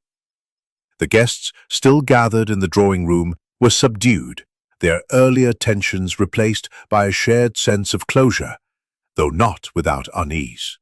Sir Reginald stood by the window, his hand no longer straying to his pocket, his posture weary but relieved. Lydia Ashford, clinging to Captain Hugh Denham, seemed lighter, her tears replaced by a tentative smile. Dr. Evelyn Porter sat alone, her sharp features softened by grief, or perhaps regret. Clara Vane, her sketchbook open once more, sketched idly, her dark eyes thoughtful. Raymond West, ever attentive, hovered near his aunt, his writer's curiosity mingling with admiration. Inspector Hargreaves had lingered only briefly after Felix's arrest, thanking Miss Marple with a grudging respect. "You've a sharp mind, Miss Marple," he'd said, his moustache twitching. "I'd have got there eventually, but you saw what I missed." Miss Marple had smiled, her voice gentle. "Oh, Inspector, I only noticed what was there to see. In my little village of St. Mary Mead, I've learned that people are much the same, whether in a cottage or a grand house like this. They carry their secrets, their fears, and their mistakes, and those always leave traces." Now, as the guests sipped tea, Raymond leaned close, his voice low. "Aunt Jane, you were marvelous. The way you pieced it all together, the note, the smudge, that cut on Felix's thumb, it was like something out of one of my novels, only better. But how did you know it was him?" Miss Marple's needles clicked softly, her eyes on the fire. "My dear Raymond, it is never just one thing. It is the pattern, the way the small details fit together. The note in Mr. Inspector, he was sorting correspondence. A small slip, but in a village like mine, such slips are often the key. She paused, her gaze drifting to the guests. Then there was the green smudge in Miss Vane's sketchbook, so like the sap on the conservatory secateurs. It suggested someone had been handling them, perhaps to cut a rose as a pretext, or to cover a more sinister act. The scratches on the tables in the library, conservatory and drawing room marked the path of the paperweight, moved carefully to avoid suspicion. And Felix's cut thumb, not a paper cut, as he claimed, but likely from those sharp secateurs. It was his nervousness, you see, when I mentioned them yesterday, that confirmed it. People betray themselves in the smallest ways. Raymond shook his head, marvelling. But why Felix? I thought he was just unobtrusive, always in the background. Exactly, Raymond, Miss Marple said, her voice soft but firm. The quiet ones, the ones who watch and listen, often know the most. Felix was Sir Reginald's secretary, privy to private matters, letters, investments, debts. He admitted Mr. Porter owed him money, his savings, and when Mr. Porter laughed at him, refusing to pay, Felix's desperation turned to rage. It was not planned far in advance, I think, but it was deliberate. He wrote the note, took the paperweight, used the conservatory to stage his plan, and struck when Mr. Porter arrived. The handkerchief and notebook were clever distractions, meant to point to Captain Denham. Lydia, overhearing, looked up, her eyes wide. Miss Marple, I feel so foolish. I thought Hugh was in danger, and all along it was Felix. I heard that argument in the library, but I never imagined— You were very brave, Miss Ashford, Miss Marple said kindly. Your honesty helped uncover the truth. It is often the things we overhear, the moments we think insignificant, that matter most. Sir Reginald approached, his face heavy with regret. Miss Marple, I owe you my thanks. Felix was— I trusted him.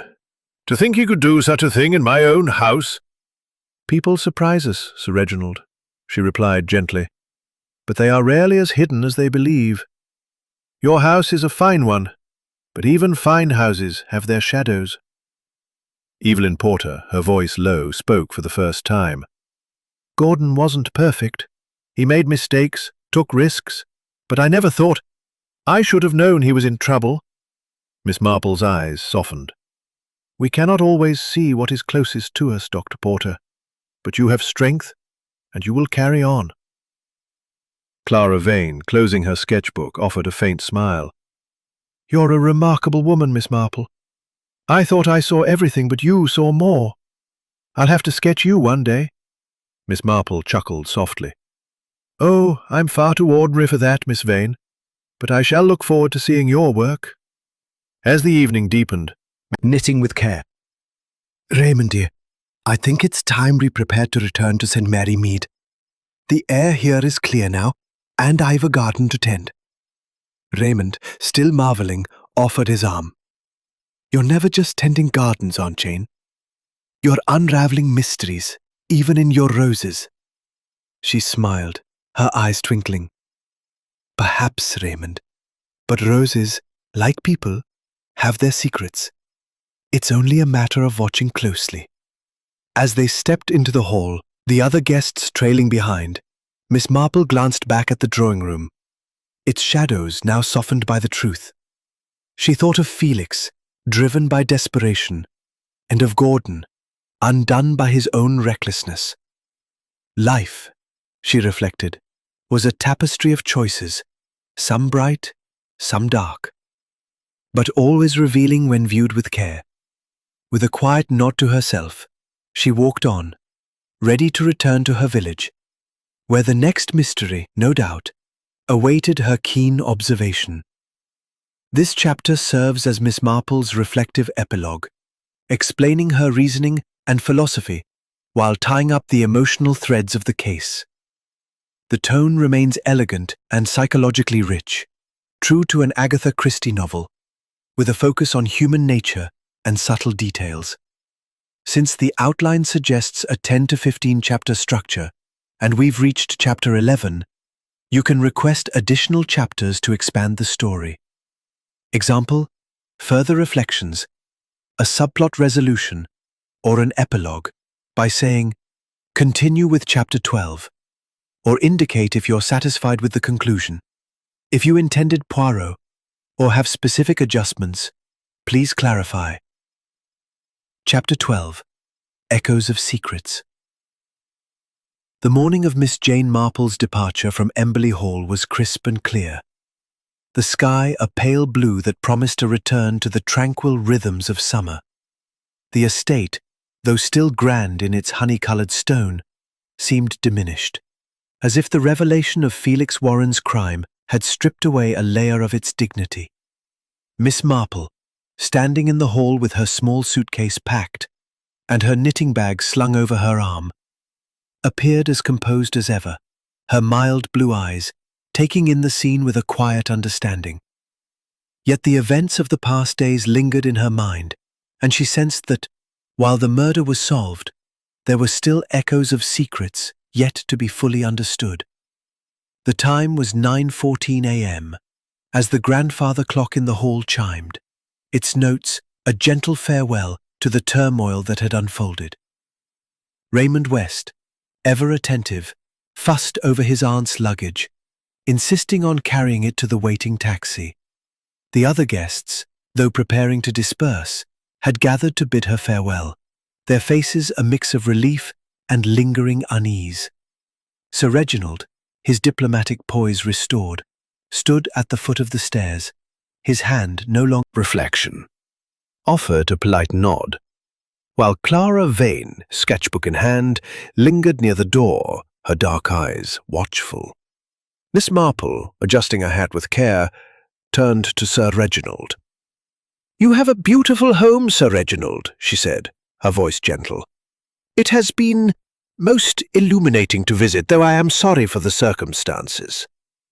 Sir Reginald bowed slightly, his expression heavy. "Miss Marple, I cannot thank you enough. To think Felix could betray my trust so utterly. I shall be more cautious in future." "Cautious, yes," she replied, her eyes twinkling. "But trust is a delicate thing, Sir Reginald. It is like a garden. Tended with care, it flourishes, but neglected, it can hide thorns." Her words hung in the air, and she noted the faint flush on Sir Reginald's cheeks. She had not forgotten the small object he kept touching in his pocket, nor the tension in his demeanour throughout the investigation. While Felix's crime was clear, Miss Marple suspected Sir Reginald knew more about Gordon Porter's financial troubles than he had admitted, perhaps a connection to the debt that had driven Felix to desperation. But that, she decided, was a matter for another day, or perhaps for the inspector to pursue. Lydia approached, her face softer now, her engagement ring glinting in the morning light. "Miss Marple, I don't know how to thank you. If you hadn't seen through that handkerchief business, Hugh might still be under suspicion." Hugh nodded, his roguish charm returning. "You've a sharper eye than any detective, Miss Marple. I owe you my freedom." Miss Marple smiled, her tone kind but firm. "Nonsense, Captain Denham. The truth always finds a way, especially when people are honest, like Miss Ashford, with her courage to speak of that argument. It is the small truths, you see, that unravel the larger ones." Lydia flushed, but her smile was genuine. Miss Marple's thoughts drifted to the library argument Lydia had overheard, and she wondered if Lydia had suspected Felix all along, or if her fear for Hugh had blinded her to other possibilities. Love, she knew from her village days, could obscure as much as it revealed. Evelyn Porter stepped forward, her voice low. "Miss Marple, I misjudged you. I thought your questions were meddling, but you saw what I couldn't or wouldn't. Gordon's troubles, I should have paid more attention." Miss Marple's eyes softened. "We all miss things, Dr. Porter, especially when they are close to us. But you are a woman of strength, and you will find your way." Clara Vane, lingering by the door, offered a rare smile. "I've sketched you, Miss Marple, she said, holding up her book to reveal a delicate pencil study of an elderly woman with keen eyes and a gentle smile. "You're more than you seem, aren't you?" "Oh, I'm quite ordinary, Miss Vane," Miss Marple. "Only look." As Raymond ushered her toward the taxi, Miss Marple paused, her gaze lingering on the hall. She thought of the clues that had led her to Felix, the note in the cigarette case, the green smudge, the scratches, the cut thumb. Each had been a thread in a tapestry of deception, woven by a man driven by desperation and betrayal. Yet there were other threads, less clear. Sir Reginald's guarded pocket, Evelyn's reticence, Clara's observant sketches. In St. Mary Mead, she had learned that every secret left an echo. And while Felix's crime was solved, she suspected Emberley Hall held more stories yet untold. As the taxi pulled away, Raymond leaned back, his expression one of awe. "Aunt Jane, you've outdone yourself. I'm half tempted to write this all down, though no one would believe it." Miss Marple smiled, her eyes on the rolling hills beyond the window. "Write it if you like, Raymond, but truth is often stranger than fiction. People, you see, are never quite what they seem, and it is in their contradictions, their little habits, their unguarded moments, that we find them out." The taxi wound through the lanes, carrying Miss Marple back to the quiet of St. Mary Mead, where her garden and her neighbours awaited. Yet, as she gazed at the passing countryside, her mind lingered on Emberley Hall, its grandeur and its shadows. Life, she reflected, was a mystery in itself, full of secrets waiting to be unravelled by those who watched closely.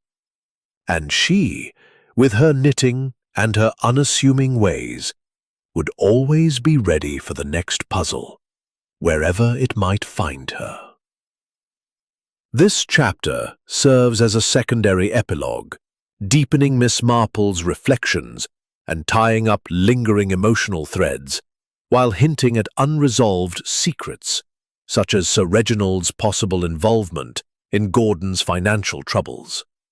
The tone remains elegant and psychologically rich, true to an Agatha Christie novel, with a focus on human nature and subtle observation.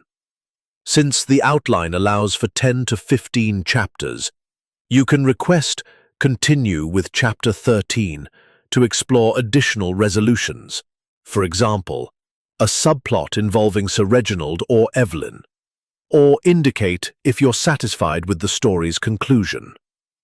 If you intended Poirot or have specific adjustments, please clarify. 13. The Unseen Thread.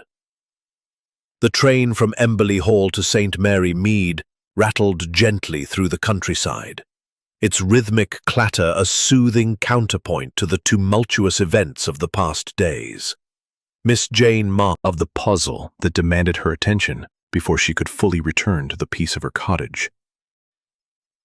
The time was 11:47 a.m., as indicated by her small pocket watch, and Raymond West, seated opposite her, was scribbling notes in a leather-bound journal, no doubt planning his next novel inspired by the weekend's drama. "Aunt Jane," he said, glancing up, "you've given me enough material for a dozen stories, but I can't help feeling there's more to it all, something we didn't quite catch." Miss Marple smiled, her needles clicking softly as she resumed her knitting. "You're very perceptive, Raymond. In my experience, a mystery solved often reveals another, smaller one, tucked away like a forgotten stitch. Emberley Hall was full of such stitches, wasn't it?" Her words were gentle, but her mind was on Sir Reginald Ashford, whose hand had so often strayed to his pocket during the investigation. The gesture, repeated under stress, suggested he carried something, a letter, perhaps, or a token, that held significance. She thought, too, of Dr. Evelyn Porter's guarded demeanor, her reluctance to speak of Gordon's financial troubles, and Clara Vane's observant sketches, which seemed to capture more than mere faces. Felix's crime had been one of desperation, driven by a debt Gordon refused to pay, but Miss Marple suspected a deeper connection, one that linked the guests in ways they had not admitted. As the train neared St. Mary Mead, Miss Marple's thoughts turned to a conversation she had overheard the previous evening after Felix's arrest. She had lingered in the hall, ostensibly to retrieve her shawl, when she heard Sir Reginald and Evelyn speaking in low tones near the library. "It's over, Evelyn," Sir Reginald had said, his voice strained. "No one needs to know about the loan." Evelyn's reply had been sharp. "You'd better hope not, Reginald. Gordon's mistakes are buried with him." The words had struck Miss Marple as significant, suggesting a financial tie between Sir Reginald and Gordon, one that Evelyn wished to keep hidden. Had Sir Reginald lent Gordon money, perhaps through Felix, only to see it squandered in risky investments? Was this the debt that had pushed Felix to murder? Or was there another layer, a personal betrayal that had fueled the crime? Upon arriving at St. Mary Mead, Miss Marple declined Raymond's offer to accompany her home, insisting she preferred a quiet walk. "I need to clear my head, dear," she said, her eyes twinkling. "A little fresh air works wonders for sorting out tangles."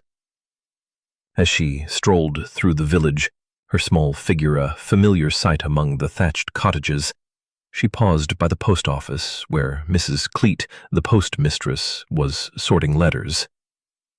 "Good morning, Miss Marple." "Business, Mrs. Cleet," Miss Marple replied, her tone mild. "But you know how it is.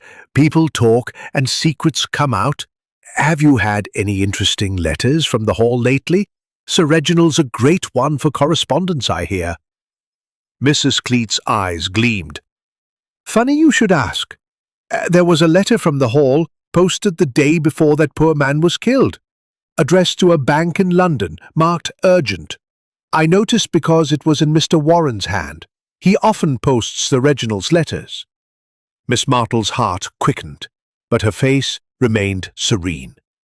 "How interesting. And no others since?" "Not a one," Mrs. Cleet said, shaking her head. "Though I heard the police were asking about telegrams up at the hall." Thanking her, Miss Marple continued her walk, a mind racing. A letter from Felix, sent the day before the murder, suggested he had been planning something, perhaps a demand for repayment or a warning to Gordon.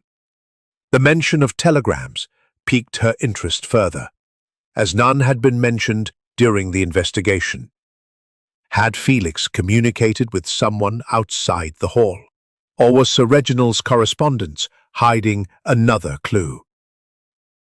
At her cottage, Miss Marple settled into her armchair, her knitting resumed, and her thoughts turned to the unseen thread. She recalled the scratches on the tables, the path of the paperweight from library to conservatory to rose garden. Had Felix acted alone, or had someone, Sir Reginald perhaps, known of his desperation? The loan Evelyn mentioned could explain Sir Reginald's unease. His hand always in his pocket, perhaps clutching a note or receipt tied to Gordon's debts. As evening fell, Miss Marple penned a brief letter to Inspector Hargreaves, suggesting he look into Sir Reginald's financial dealings with Gordon Porter, particularly any loans handled through Felix. "It may be nothing," she wrote, "but in my experience, money leaves traces, and those traces often lead to truth." She sealed the letter, her mind at ease, knowing the inspector would follow through, even if grudgingly.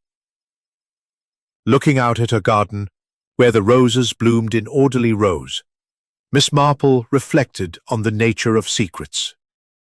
"People think they can hide them," she murmured, her needles clicking, "but they are like weeds, always pushing through the cracks." The murder was solved, Felix's guilt clear, but the echoes of Emberley Hall, its debts, its loyalties, its unspoken truths, would linger, a reminder that even the grandest houses held their shadows. This chapter extends the story by exploring an unresolved thread, Sir Reginald's possible financial involvement with Gordon Porter, while maintaining Miss Marple's reflective tone and keen observation.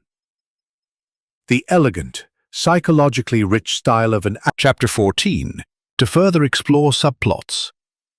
For example, Evelyn's knowledge, or Clara's role, or indicate if you prefer to conclude the story. If you intended Poirot, or have specific adjustments, please clarify. Chapter 14, The Artist's Eye. The soft glow of evening settled over St. Mary Mead, bathing Miss Jane Marple's cottage in a gentle light that seemed to soothe the lingering echoes of Emberley Hall.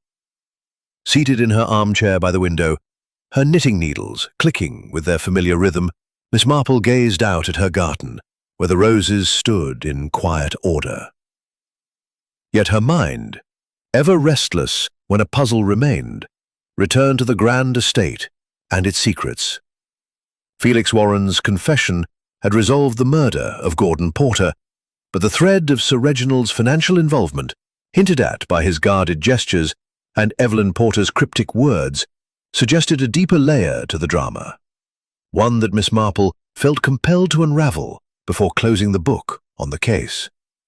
The time was 6:32 p.m. As her pocket watch ticked softly, and a letter from Raymond West lay open on the table, delivered that afternoon.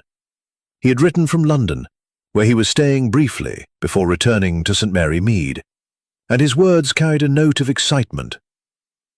"Aunt Jane," he wrote, "I've had a most curious encounter with Clara Vane at an art gallery. She's exhibiting her sketches from Emberley Hall, and one of them, a study of the rose garden, has caused quite a stir. There's something in it, she says, that you might find interesting. Could you visit? I feel there's more to this story yet." Miss Marple's eyes twinkled as she folded the letter. Clara Vane, with her observant sketches and sharp gaze, had intrigued her from the start. The green smudge in her sketchbook had been a pivotal clue, linking to the conservatory secateurs, but Clara's cryptic remarks about seeing more than she should suggested she had noticed something beyond the murder itself. Miss Marple, never one to ignore a loose thread, decided a trip to London was in order, despite the fatigue of recent days. "One must always follow the pattern to its end," she murmured, setting her knitting aside. The next morning, she took the early train to London, arriving at the small gallery in Bloomsbury where Clara's exhibition was held. The space was modest, but elegant, its walls lined with her modernist sketches, each capturing a moment with stark, evocative lines. Raymond met her at the entrance, his face alight with enthusiasm. "Aunt Jane, you're here. Clara's expecting you. Her sketches are extraordinary, but there's one in particular. Come see." He led her to a corner where a large sketch of the rose garden hung, its arbor and stone bench rendered in precise detail. The scene was as Miss Marple remembered it, the roses climbing in profusion, the bench where Gordon's body had the yew hedges, holding what appeared to be a small, rectangular object. The figure was indistinct, but the object resembled a letter or a packet, and Miss Marple's heart quickened. "Miss Vane," she said as Clara approached, "this is remarkable work. This figure, did you see it that day? Or is it an artistic addition?" Clara's dark eyes met hers, a faint smile playing on her lips. "You don't miss much, do you, Miss Marple? I saw it, just for a moment, before the cry. I was sketching by the urn, as I said, but my eye caught someone moving near the hedges. I didn't think much of it then, people were wandering about, but after Felix's confession, I realized it might mean something. Miss Marple nodded, her mind racing. The figure, if real, suggested someone else had been near the rose garden at 4:32 p.m., perhaps delivering or retrieving something. She thought of Sir Reginald's pocket, the letter Felix had posted, and Evelyn's guarded comment about a loan. "Did you recognize the figure, Miss Vane?" she asked gently. Clara hesitated, her fingers tightening on her sketchbook. "I couldn't be sure. It was too quick, but it looked like Sir Reginald. The way he moved, so deliberate. I didn't tell the inspector because it seemed unimportant, and I didn't want to stir more trouble." Miss Marple's smile was encouraging. "You've done well to share it now, Miss Vane. Sometimes the smallest glimpse can complete the picture." As they left the gallery, Miss Marple's thoughts turned to Sir Reginald. The letter Felix had posted, marked urgent to a London bank, suggested a financial transaction, possibly tied to the loan Evelyn had mentioned. Had Sir Reginald been in the rose garden, delivering a warning or a payment to Gordon? Or had he seen Felix's act and chosen to remain silent, protecting his household's reputation? The sketch, with its faint figure, was not proof, but it was a thread worth pulling. Back in St. Mary Mead, Miss Marple penned a second letter to Inspector Hargreaves, suggesting he investigate Sir Reginald's correspondence with the bank, particularly any transactions involving Gordon Porter. "It may be nothing," she wrote, "but a man's habits, such as touching a pocket, often betray what he wishes to hide. A letter, perhaps, or a secret tied to money." As she sealed the letter, Miss Marple reflected on Clara's sketch, its lines capturing more than the eye could see. "Artists and spinsters," she murmured, "we notice what others overlook. And in a house like Emberley Hall, there is always more to see." The murder was solved, but the unseen thread, Sir Reginald's secret, perhaps a loan gone wrong, reminded her that truth, like a garden, required constant clue. A figure resembling Sir Reginald near the rose garden, hinting at his deeper involvement in Gordon's financial troubles.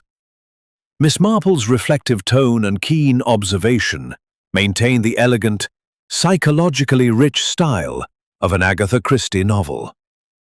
With one chapter remaining in the 15-chapter structure, you can request "Continue with Chapter 15" for a final resolution or epilogue, or indicate if you prefer to conclude here. If you intended Poirot or have specific adjustments, please clarify. Chapter 15. The Final Stitch. The quiet of St. Mary Mead enveloped Miss Jane Marple's cottage as autumn's first chill crept into the air, the roses in her garden bowing slightly under the weight of morning dew. Seated by her parlour window, her knitting needles clicking with their familiar rhythm, Miss Marple sipped her tea, her mild blue eyes reflecting a serene satisfaction. The mystery of Gordon Porter's murder at Emberley Hall had been solved, with Felix Warren's confession tying up the threads of the note, the green smudge, the scratches, and the cut thumb. Yet the final thread, Sir Reginald Ashford's possible financial entanglement, hinted at by his guarded gestures and Clara Vane's sketch, had lingered in her mind, demanding one last act of attention before the case could truly be closed. The time was 10:17 a.m. as her pocket watch ticked softly, and a letter from Inspector Hargreaves lay open on her table, delivered that morning. His words were brief, but courteous. "Miss Marple, your suggestion regarding Sir Reginald's correspondence proved most illuminating. We found a letter at the bank, sent by Felix Warren on Sir Reginald's behalf, confirming a substantial loan to Mr. Porter, secured against Emberley Hall's estate. Sir Reginald has admitted to concealing this, fearing scandal. No further charges are warranted, but your insight was invaluable." Miss Marple smiled faintly, folding the letter with care. The loan explained Sir Reginald's unease, his hand always straying to his pocket, likely clutching a copy of the agreement or a related note. It also shed light on Felix's desperation, as the secretary, entrusted with handling the transaction, had staked his own savings on Gordon's promises, only to be betrayed. The sketch Clara had shown her in London, with its faint figure near the rose garden, suggested Sir Reginald might have been nearby, perhaps intending to confront Gordon himself. Yet his silence, Miss Marple reflected, was born of pride, not guilt, a desire to shield his household from ruin. As she gazed out at her garden, Miss Marple's thoughts turned to the guests of Emberley Hall, each touched by the tragedy in their own way. Lydia Ashford and Captain Hugh Denham, now free of With her artist's eye, continued to sketch, her work gaining acclaim, though Miss Marple suspected she would always carry the weight of what she had seen. And Sir Reginald, his reputation intact but his trust shaken, would no doubt guard his household more closely in future. A knock at the door interrupted her reverie, and Raymond West entered, his face alight with his usual enthusiasm. "Aunt Jane, I've just had a letter from Clara," he said, settling into a chair. "She's dedicating her next exhibition to you, says you taught her to see beyond the surface. And she sent this." He handed her a small parcel, which Miss Marple opened to reveal a framed sketch of herself, seated with her knitting, her eyes sharp and knowing beneath her gentle smile. "How very kind," Miss Marple said, her voice soft. "Miss Vane has a rare gift, Raymond. She sees the truth in lines and shadows, much as we must see it in people's actions." Raymond leaned forward, his curiosity undimmed. "But Aunt Jane, that business with Sir Reginald, did you suspect he was involved in the murder? Or was it just the loan?" Miss Marple's needles paused, and she met his gaze with a twinkle. "My dear Raymond, suspicion is a heavy word. I only noticed what was there, Sir Reginald's habit of touching his pocket, his unease when money was mentioned. The loan was a shadow in the background, not the crime itself, but it drove poor Felix to his desperate act. People, you see, are like tapestries. Each thread, however small, adds to the whole." She resumed her knitting, her thoughts drifting to the clues that had unraveled the case. The note in Gordon's cigarette case, the green smudge in Clara's sketchbook, the scratches marking the paperweight's path, Felix's cut thumb, and his fatal lie about the library. Each had been a stitch in the pattern, revealing a story of greed, betrayal, and desperation. The loan, she suspected, had been Sir Reginald's attempt to help Gordon, perhaps out of loyalty to Evelyn or a sense of duty, but it had entangled Felix, whose quiet devotion to his employer masked a deeper resentment. As Raymond chattered on about his novel, Miss Marple's mind wandered to St. Mary Mead, where the village's small dramas awaited her return. The postmistress, Mrs. Cleet, would no doubt have gossip to share, and the vicar's wife might need advice on a parish matter. Yet the lessons of Emberley Hall would stay with her, a reminder that even the grandest houses held secrets, and that truth, like a well-tended garden, required patience and care to flourish.